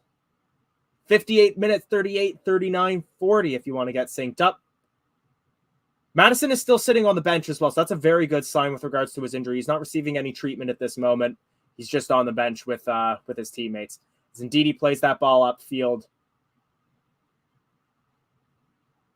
Daka can't quite control that, though, and that ball will bounce all the way back to Faes, who will play it back to Ward. Ward hoofs that ball clear. Headed back over by West Ham, collected by Dennis Pratt to Ndidi. Sorry, that was Soumare, who gets fouled, but still makes the pass to Pratt. Pratt tries to find Daka, and the advantage will be pulled back. And a booking for the West Ham man. Is that Aguirre who just got booked? Lucas Paqueta has been booked. We are struggling, but we don't look as out of control as we were in the first half, is what I would say. I'm still worried. We can't sustain this amount of pressure for the entire rest of the game, but we've already made it to the 60th minute, and we've held our own. The only real sustained chance, I would say, would have been that header from Declan Rice. Daco, who should they support? They should support Canada. Not for any kind of bias that I would have, but definitely support Canada. But yeah, Belgium look an exciting team. I'm definitely going to be intrigued by the Canada-Belgium match. Belgium would be the team that Leicester City has the most players for. I'm not sure how many of them will be getting consistent game time in the World Cup, though. Like Tielemans for sure. Castagna will probably a bit part player, and I'm not sure that Wout Faes will get straight into that starting lineup. There you go. Now you're getting into it, see. Soumare was off the pitch to receive some treatment as Dewsbury Hall takes the free kick. It's cleared away, but only as far as Luke Thomas. He finds a Marte. He's forced to turn around, play the ball to Ndidi. Back to Thomas. Thomas plays the cross off of Bowden, and it just bounces around all over the place. Ndidi forced to make a foul there, and that's a free kick to West Ham. And that will be a booking for Wilf Ndidi. That seems a little soft for a booking. It was a shoulder barge more so. Okay, no, he kind of goes in leg up, but still softer than the other bookings so far in this match.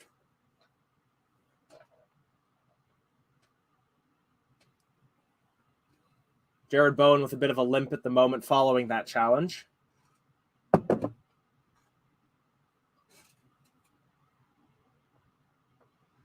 But he remains on the pitch. Free kick is taken. Looking for Scamacca, won't get there ahead of Ndidi. Ball collected by Sumare. Sorry, by Daka there, actually. Now coming forward with Sumare, he lays it off for Castagna, who plays that well up the wing, finds Dennis Pratt, who just overplays his touch.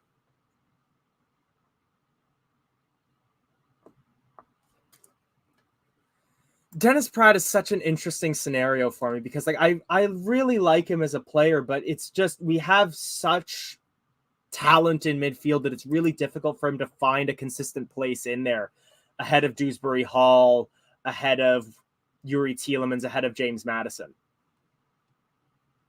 No, I agree that he doesn't play regularly enough, and that was why he wanted to go to Torino as well. But at the same time, I don't necessarily think that playing for Torino is going to get him better notoriety with the Belgian national team than playing for Leicester City.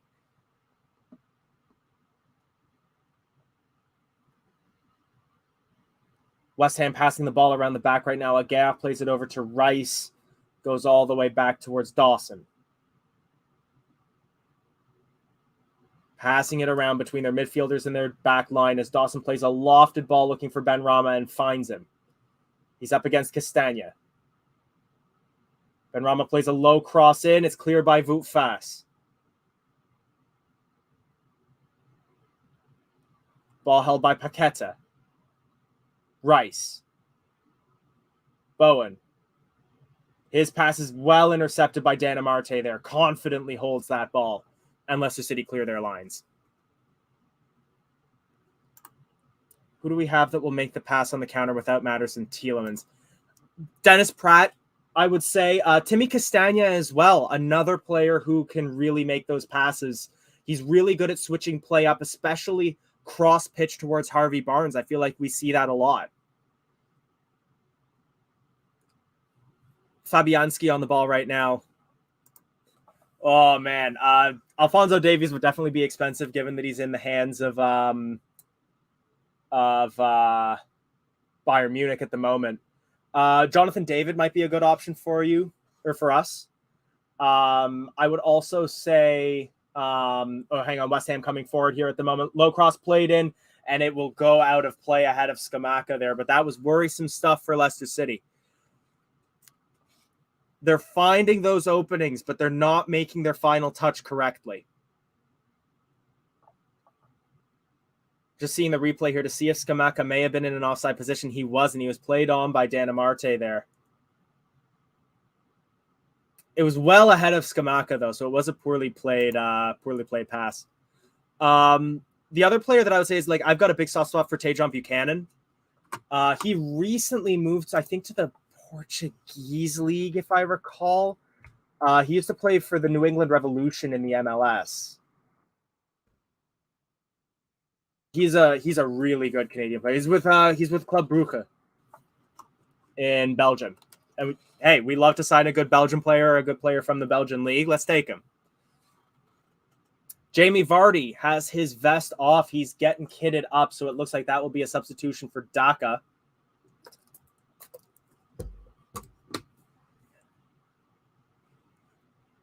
Let's get Ian Hume back. Hume. And Dako saying buy him. I'd love it if we signed a Canadian player. That would be great.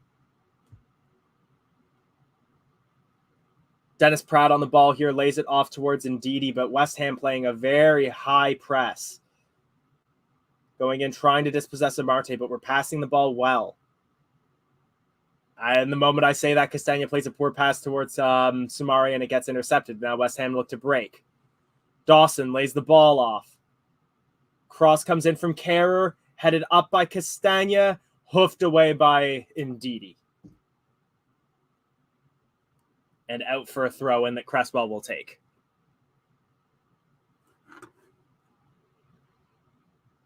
Declan Rice now. West Ham definitely have the lion's share of the possession right now. Switches play up to Thilo Kehrer. Tackled by Luke Thomas. Thomas then thrown down by Kehrer. No free kick given, though, and Leicester City play on the advantage. Barnes lays it off. And we're forced to turn around. Right the way back to Danny Ward.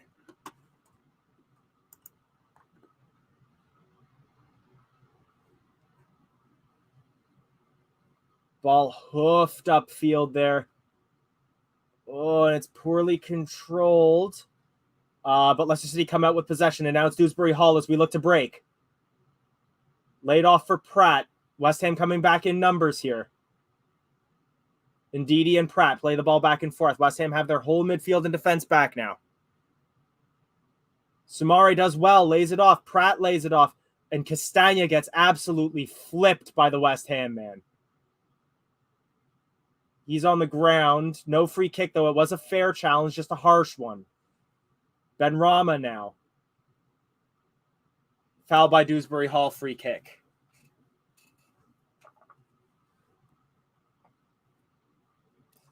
No, agreed. We need that second goal. And 3 players coming on here. It's Papi Mendy, Ayoze Perez, and Jamie Vardy all coming onto the pitch. Dewsbury Hall coming off. I will assume that'll be for Mendy.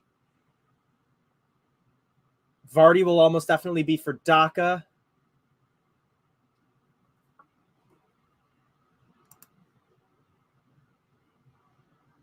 And Sumari coming off. So Sumari for Mendy, that'll be to keep the defensive midfield fresh. Patson Daka for Jamie Vardy, that'll be good for our playing up front. And then Dewsbury Hall for Perez, I'm going to assume that's going to be so that we can shift Ndidi and Pratt into the central midfield role, put Ayoze Perez on the wing, and hopefully that amount of change in our midfield will give us more ability to hold possession.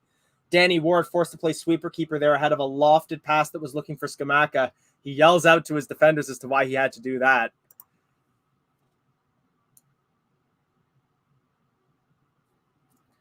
But yeah, Paul, just to, because I'm seeing discussion about Canadians and Americans, so just to give you a little lay of the land for the Leicester Fan TV team. So a lot of the Leicester Fan TV team are based in Leicestershire, either from Leicester itself or Loughborough. Jono's from Tyneside. He was the one joining me earlier. And then Michael, who joined us at halftime, he co-hosts with me a lot. He's from Washington in the U.S. on the West Coast, the Seattle-Tacoma area. And then I'm from Toronto, Canada. 70th minute here. And there's a break in play. Brendan Rodgers having some tactical discussion with his technical team.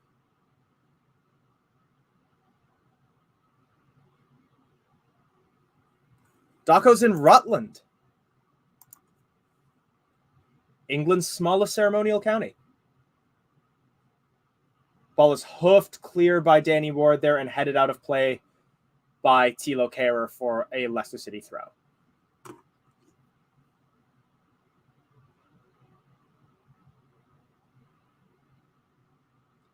Throw-in is taking. Ball goes to Papi Mendy. He lays it off for Thomas, back to Mendy, and we go all the way back to Danny Ward. We're just looking to hold possession here. West Ham are going to start getting desperate within the next 10-15 minutes. Wilf Ndidi on the ball, being pressed hard by Cresswell. Plays the ball towards Mendy, back to Ndidi. Ayoze Perez is playing in central midfield. He passes the ball back to Fass. Yeah, we just got to play this nice and easy. He's saying, I don't get why Mendy and Ndidi are both on. Either will be a Rodgers tactical masterclass or a shot. That seems to be the only way that that Brendan does tactically. It definitely looks because we're trying to play more defensively in midfield, hold up possession, and make more tackles in there. So to me, it makes sense to have Wilf Ndidi on there. Good play by Luke Thomas there. He collects a lofted pass from West Ham and then immediately lays that ball with one touch to Ayoze Perez, and Leicester City look to break. Dennis Pratt shoots from distance and it's blocked. West Ham back in possession.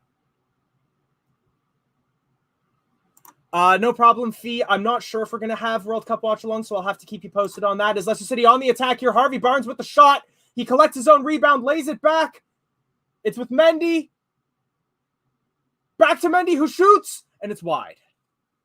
But yeah, I'm not sure if we're going to be doing World Cup watch-alongs. The matches are going to be during work for me, so I won't be able to do them. But I'm sure we'll have an announcement if we will be doing any. And I'll see you at the next match. An albeit rare, good attacking opportunity for Leicester City there. So it was actually Luke Thomas who took that first shot. It was Vardy. Goodness me. My stream resolution dropped there, so I couldn't see any faces or numbers. Jamie Vardy was in there tussling with Fabianski and Cresswell.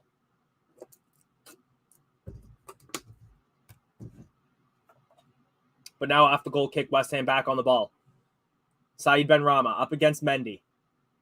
Well tackled by Castagna. Pratt clears it off the West Ham man and out for a Leicester City throw-in. 72 minutes played.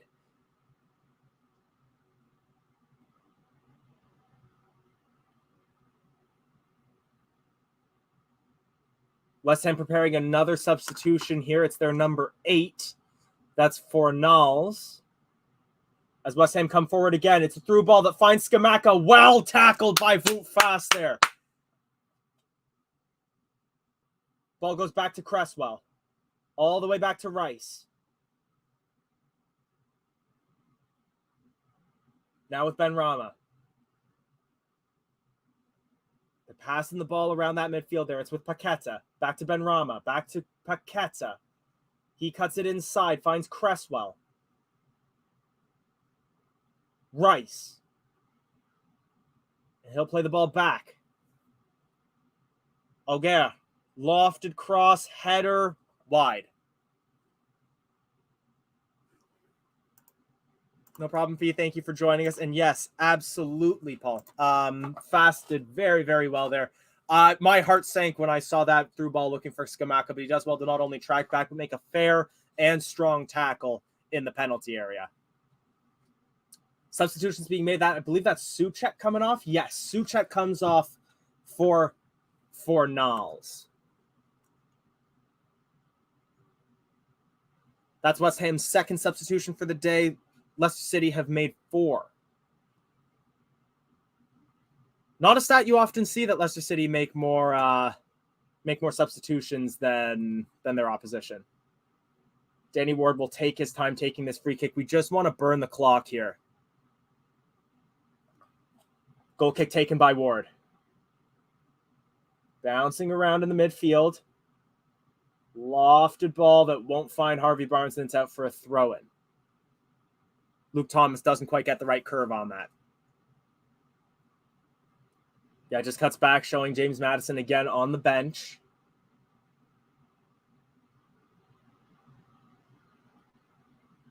West Ham looking to come forward again. Scamacca goes down. And the ball will just be touched out of play by Castagna. They take the throw in quickly, though. It's with Declan Rice. Shoots on the outside of the penalty area, but that's well wide of the net. And once again, that's another goal kick that we will happily take our time with. 15 minutes left in this game. 75, 10, 11, 12 on my clock. Sprawling Danny Ward there. I'm pretty sure had that been on target, he would have had that covered. But Declan Rice will feel hard done by that he didn't get the right curve on that. Goal kick is taken. Finds the West Ham man, though, and his header will go out of play for a throw-in that Wout Faes is to take.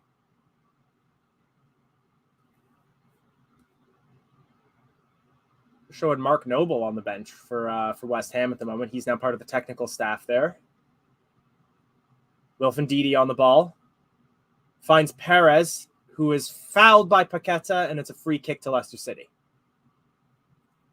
So, Chard, I'm watching the game. I'm Canadian, and our official broadcaster for the Premier League is an online streaming service. They carry all of the games on demand, so that's how I watch. It's the same thing for when Michael joins us as well. So Michael, he's from the States, and NBC has a streaming service that shows the Premier League games as well. So that's how he watches in the US. And for me, it's a company called Fubo here in Canada, Fubo. Other streaming services are available. Throw into Leicester City in an attacking position here. Jamie Vardy has taken over the captain's armband, by the way. Castagna to take the throw in. Leicester City have 6 players up front right now. Long throw in that was looking for Dennis Pratt, but won't find him. And now West Ham look to counter.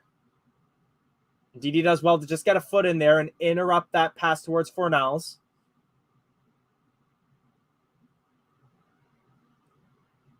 Declan Rice makes an interception. Fornals. His through ball is intercepted by Thomas, and now Leicester City can look to break. It's with Ayoze Perez. He gets past his man. Lays a through ball. Harvey Barnes chases down, shoots, goal! Against the break of play, but he pulls out his bow, and he may have just put this game out of reach of West Ham United. It's West Ham United 0, Leicester City 2.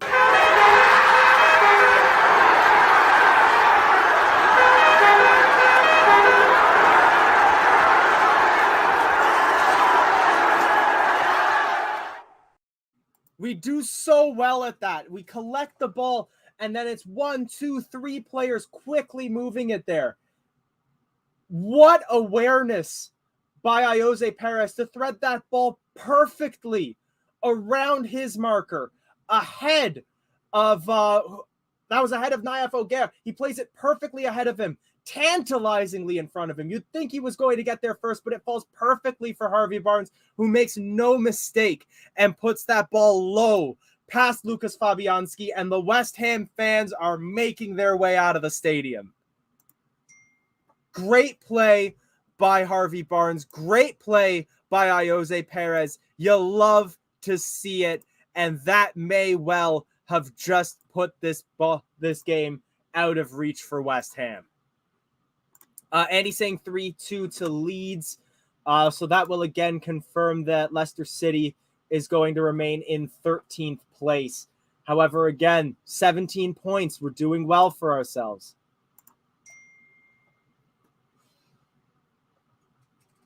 Cresswell with a throw-in now. This was the 2-0 that we needed from that penalty earlier. And now we have the chance to calm things down, hold more possession, frustrate West Ham.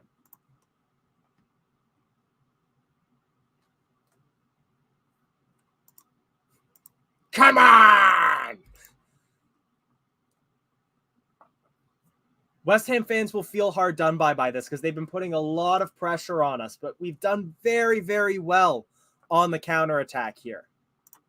Time for one more. There's time for one more. We're coming up to the 80th minute here. West Ham fans are trying to rally themselves here. They've just shown a clip on my screen of a fan who pulls his shirt off. He's swinging it around his head. Paul, you're going to enjoy the highlights here. It's been well played. We've held on and resisted the pressure well, and now we have a 2-0 lead for it as well. All that I hope for now at this point is that we can hold this clean sheet and get Danny Ward to the top of the Golden Glove charts. A little bit of tussling here, and Ayoze Perez gets fouled, and that's a free kick to Leicester City that we will be in no rush to take. I think we're in 13th because Leeds are winning, but I will double check that. Tottenham have just equalized against Leeds, so that's very good for us. That puts us into 12th, and that will put us a win out of 9th place for the next match week if we hold on. Perez intercepts a defensive clearance there, but that ball will go back for West Ham, and now they will look to counter. The ball is with Ben Rama. He plays it forward past Cresswell to Fornals. It goes back to Ben Rama. Leicester City coming back in numbers, though. Rice back to Ben Rama. Well pressured there by Dennis Pratt, and we intercept. Indeed, he plays the ball to Vardy. Harvey Barnes is looking for a break, but Vardy holds the ball.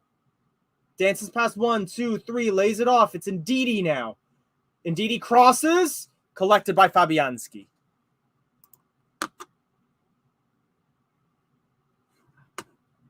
Going to take a quick look at the scores around the horn here as West Ham are now just holding the ball in their defensive positions. I don't think Forest are last anymore because they're currently beating Crystal Palace, so that will hop them over Wolves. So the scores as I have it at the moment are Liverpool 3, Southampton 1, Tottenham 4, Leeds 3, Bournemouth 3, Everton 0. West Ham coming forward right now, ball with Ben Rama. He plays it over. Finds Skamaka, who absolutely scuffs his shot there, and that's closer to the corner flag than the goal. Bournemouth 3, Everton 0, Notts Forest 1, Crystal Palace 0. Yeah, just shut up shop now. 9-0-1 formation, 10-0-0 formation. Rodrigo, thanks for tuning in from Argentina. Brahim, thank you. Corner kick taken, so it was deflected, punched away by Danny Ward. Ball falls to Bowen. He plays it wide to Ben Rama. Cresswell now out near the corner. He plays a cross in, headed up by Declan Rice, and collected off the second header from Bowen by Danny Ward. It looks as though there may have been a bit of a clash of heads there as Bowen is holding his head in some discomfort. Just seeing the replay on this here.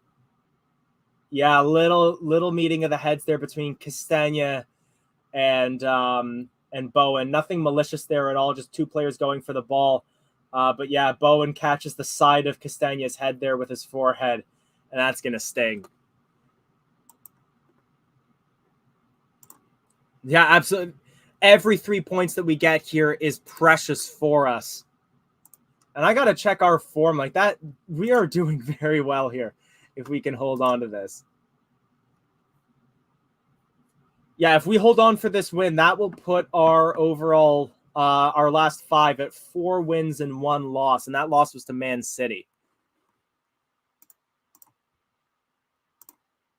See, I was taking a look at that recently. I think Ulloa retired, but I'm going to double check that. So Rodrigo, Madison came off the pitch with some discomfort in his right leg. I think it was more of a precautionary measure. He's sitting on the bench right now, which is a very, very good sign. He's not receiving any kind of explicit medical attention. So fingers crossed, he should be good for the World Cup. Dennis Pratt holding possession in central midfield right now. Castagna's pass, he was looking for Pratt, but it's intercepted, and now West Ham look to break. It's with Cresswell. His pass is poor, though, and intercepted by Mendy. Mendy plays it to Amarte. Back to Mendy, and now Leicester City can come forward. Ball with Perez.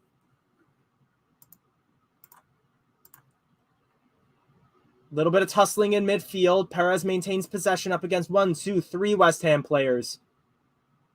Ooh, and a poor clearance from Thomas there, and it gets intercepted, and now West Ham can look to come forward, but a good tackle from Wout Faes. Dan Amarte holds the ball under some pressure, gets pulled down. Free kick, Leicester City.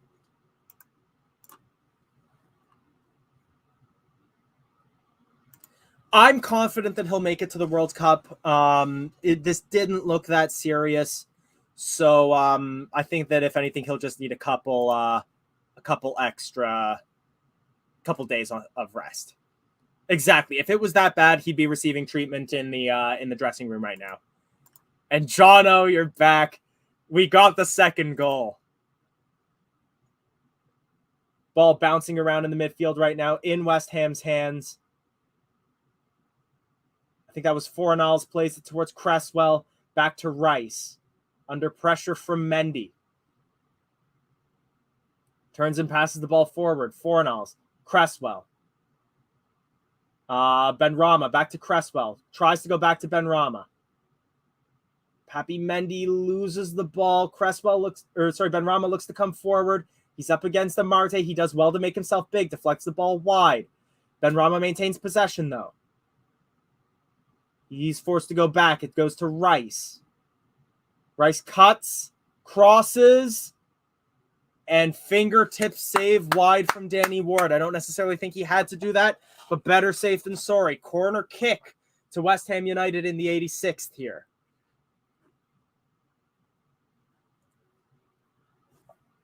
Danny Ward as well. I just want to give a Danny Ward appreciation post here.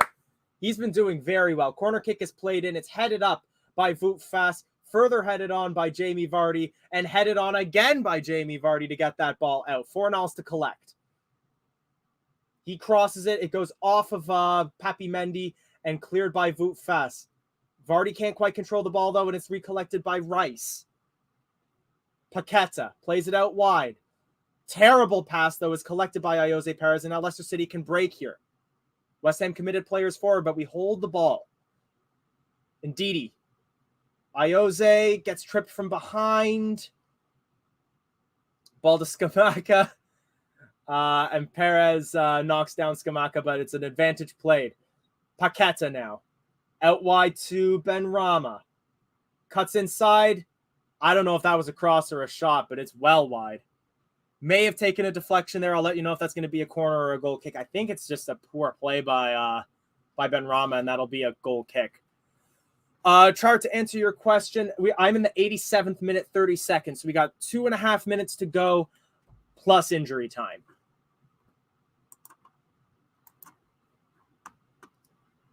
Yeah, and I've got West Ham fans just streaming out of the stadium at the moment. Danny Ward will be in no rush to take this goal kick. Hoofs it clear 30 seconds after he wins it. Ball bobbles around in midfield. Ayoze Perez wins it, lays it off for Harvey Barnes. He comes forward with Vardy, tries to lay it off for him, but there's a little breakdown in communication there. Either that or a deflection, and Fabianski will collect. Barnes gives a little apology to Vardy there. Fabianski throws the ball. Finds Fornals, who chips his ball. Coming forward in towards Scamacca, well intercepted by Amarte. Out for a corner kick. Auger with the cross in there. He does well to try to find Scamacca, but doing even better is Dan Amarte. Fee, the first goal was scored by James Maddison. Second goal scored by Harvey Barnes as the corner kick is taken. Doesn't get past Vardy at the near post. Headed well away. Throw into West Ham at the border of our defensive third. Going to be Fornals to take. Throws the ball in towards Bowen, and it goes out off of a Luke Thomas tackle. James, it's risky to say it now. Let's wait. We're in the 89th minute, but I would love it. And Fee, that's where that's where I feel bad for Perez, because he wants to play. He's facing the same problem that Dennis Pratt faces. He plays best in that role just behind the central striker where he can play those supply lines. But we have Tielemans, we have Dewsbury Hall, we have Maddison. He's well below the picking order in that. So he's then forced to play either on the wing or not at all.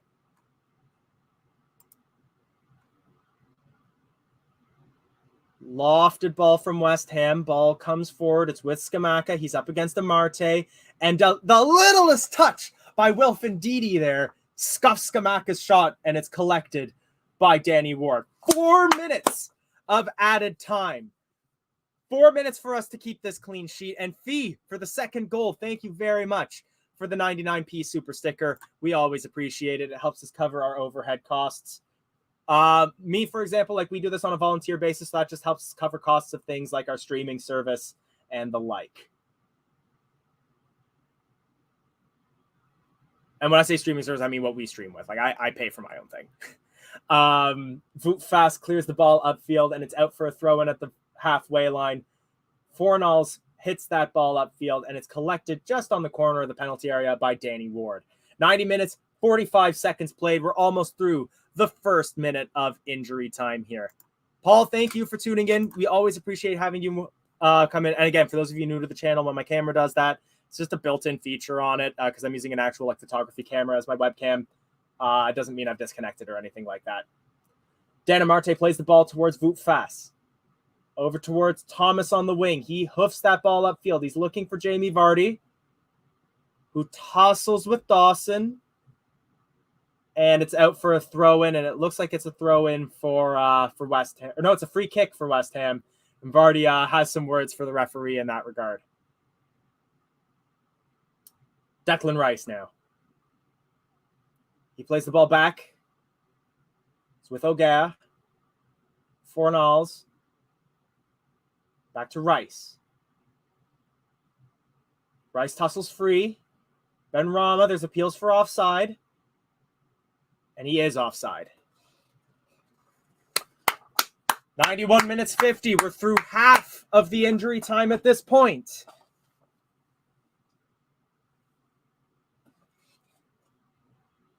Luke Thomas to take the throw.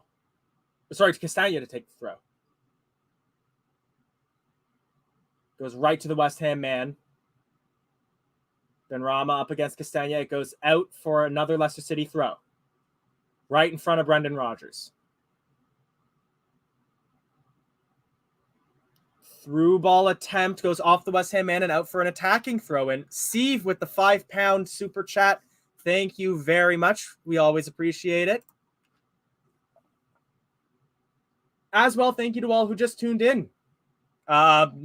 Especially when I've got to commentate solo. It's always great to have the comments that I can kind of vibe with. So I always appreciate you offering your 2 cents or your 99p. Pratt plays across in. He's looking for Barnes, but it's headed away, but only as far as Barnes. But his control is then collected by West Ham. Happy Mendy does a good job of intercepting the clearance, though. Barnes is knocked over, and he takes down his West Ham player with him, and that will go out for a free, or that'll be a free kick for West Ham. Brahim, my name's Elijah, by the way. I believe if I take the score down, you can see it right there. You know what, Daco, though? I get where you're coming from with it, but if they win, we climb even higher in the table. And yes, if you have enjoyed the stream, please like the video. It helps more people. It helps more people find the channel. That's how I found it. I found it just as a recommended video for me. I've got 20 seconds left to go in this match. Pappy Mendy plays the ball to Wilfin Ndidi. Lays it off for Wout Faes. We're happy to just hold possession here. Although Declan Rice intercepts, but it passes poor and it's collected by Ndidi. Yes, it is. And we come forward one last time, but Perez loses possession. 94 minutes has passed, and that is full time. It is a Leicester City win and a Leicester City clean sheet once more. And we take a win at the London Stadium. You love to see that as well. Just before I pull up some more of your additional comments, I'm going to give you an update of all the scores around the Premier League today. So the first match was Brentford defeats Man City at the Etihad 2-1. Liverpool has beaten Southampton at Anfield 3-1. Bournemouth is currently beating Everton in injury time 3-0 at Dean Court. West Ham falls 2-0 to Leicester City. Tottenham beats Leeds 4-3 at the Tottenham Hotspur Stadium. And Nottingham Forest has defeated Crystal Palace 1-0 at the City Ground. So where that leaves the table, Leicester City climb up to 12th on 17 points. And most importantly, our goal difference is level now. 25 goals conceded, 25 goals scored. So yes, fantastic result. Leicester City win. Ward did play a blinder. Rojo, thank you for tuning in. A brilliant result. Up the City. The dare did pay off. Brendan Rodgers brings on the extra defensive midfielders, but you know what? Credit where it's due to him. We held on and we survived.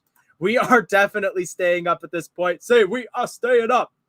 Great points. You love to see it.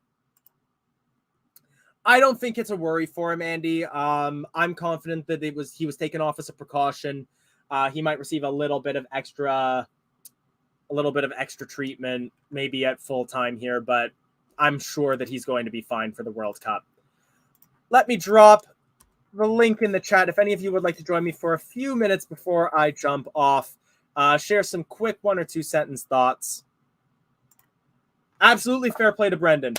He made good subs. We held on. Ayoze Perez had a decent match as well. And I think we can all be happy with this result. What a form turnaround from us. Our last 5 are now 4 wins and a loss. Jono, I hope you're okay with me putting you on screen right now with that. We're back. Well, yeah, I'm time to the kitchen and I'll just buzz in. Brandon made really good subs. West Ham kept that pressure coming, but we did very well to hold on. He made the right subs. Another clean sheet for Ward. He's been one of the best goalkeepers in the league in the last 4 or 5 games. So you can't complain. Checking the stats now with that match over, with this match week over, because a lot of goals have been scored. I believe that will put Danny Ward. Danny Ward gets his 6th clean sheet. So that will draw him with Aaron Ramsdale and Nick Pope for the Golden Glove. Imagine if beginning of the season we said Danny Ward would be in line for a Golden Glove. We'll all be laughing at your face. I feel like that's our 5,000 to 1 for this season would be, when we were bottom of the Premier League with 0 points and like a minus 16 goal difference. Pop a tenner on Danny Ward to win the Golden Glove, and now look. It's just the difference that we've made by bringing in that set piece coach has done wonders. The morale of the team has changed. We've just Danny Ward's a different goalkeeper. We might have brought in a different coach for him, but we're doing. I don't know what's happened, but we're hard to play against. We know teams are going to want to go. How can we score against Leicester? We've conceded 2 or 3 goals in the last 6 or 7 games. Exactly, and it's like we were the team that fans were chanting like, "Can we play you every week?" Up until like match week 6 or 7, and it's been a really we're still in the bottom half of the table, but I don't feel like we're going to stay there at all. I feel like this is a run of form that if we can continue it and we can hold our own against bigger teams like we did against Manchester City, beat us. De Bruyne's won the goal, won the free kick, won in the game. It wasn't like we were out the game at all, really. Exactly. And, we had good attacking play in that match. I feel like the Leicester City that I saw at the start of this season was going to get relegated. The Leicester City that I'm seeing right now is going to finish 8th or 7th. Yeah. But I'm saying we can either go, right, we've set ourselves up for the World Cup in a really good position. However, if we have a good bad run of form going into the restart, we could easily go back down. However, if we come back on the same form, we could easily go back up. So we've got a good position. Let's build on it. I'm not sure that I'll be able to pull up the comment because it was a comment that came in around halftime, but someone was saying that we've hit a new FFP cycle. So we're going to have a lot of that Wesley Fofana money available for us to start spending. We're going to have, I think some people have been saying around £50 million to spend in the January transfer window as well. And there's 2 big things that excites me about. One of which is that we look like a team that people want to play for again. We're not going to be scraping to sign players from the Championship, but we can start pulling targets from Liga, and we can pull players from like the Portuguese league, from the Bundesliga, even from other Premier League teams. And we're only going to get stronger from here. Like, look at Wu Fei's, it looked like a panic buy from Fofana going, but it's turned out to be an absolute he's not world class, but he's a solid defender. Brilliant signing. It's difficult for me to say that he's better than Fofana, but he plays differently for Fofana in a way that I would say benefits us more than Fofana did. Yeah, definitely. I think, it just shows that if we always we buy right for the club. We obviously make mistakes if we sign players like Slimani and Musa and players like that, which obviously don't work. Vestergaard, yeah. Sosreedy, players like that, but players like Mahrez, players like Fofana, for example, we find absolute gems, and Vardy, obviously we find absolute gems, and they work. And even when we don't get to keep them long term, we get to pull, 80 million for Maguire. What was it? 40 million for Chilwell. 80 million for million. Yeah. 40 million for Drinkwater. And how much was it for Mahrez? 40, 50 million for Mahrez. Kante, we got 30 million, that's another gem we found, Kante. Absolutely. Absolutely. So we just got to keep it up. And I know that we're already starting to scout like a couple other players that are looking promising in the French league, players like Enzo Lefebvre as a potential midfield replacement. I wish I could give credit for it, but there was a post that came into our Facebook group, the Leicester Fan TV Facebook group a few days ago, that said that we as fans thought when we signed Wout Faes that we had signed the replacement for Wesley Fofana, but we didn't. We've signed the replacement for Johnny Evans, because what Wout Faes does for us in defense is not only provide that physical force that we need as a Premier League team, but he's a marshalling force as well. He commands the other defenders around him and keeps that entire back line and Danny Ward calm, collected, and confident.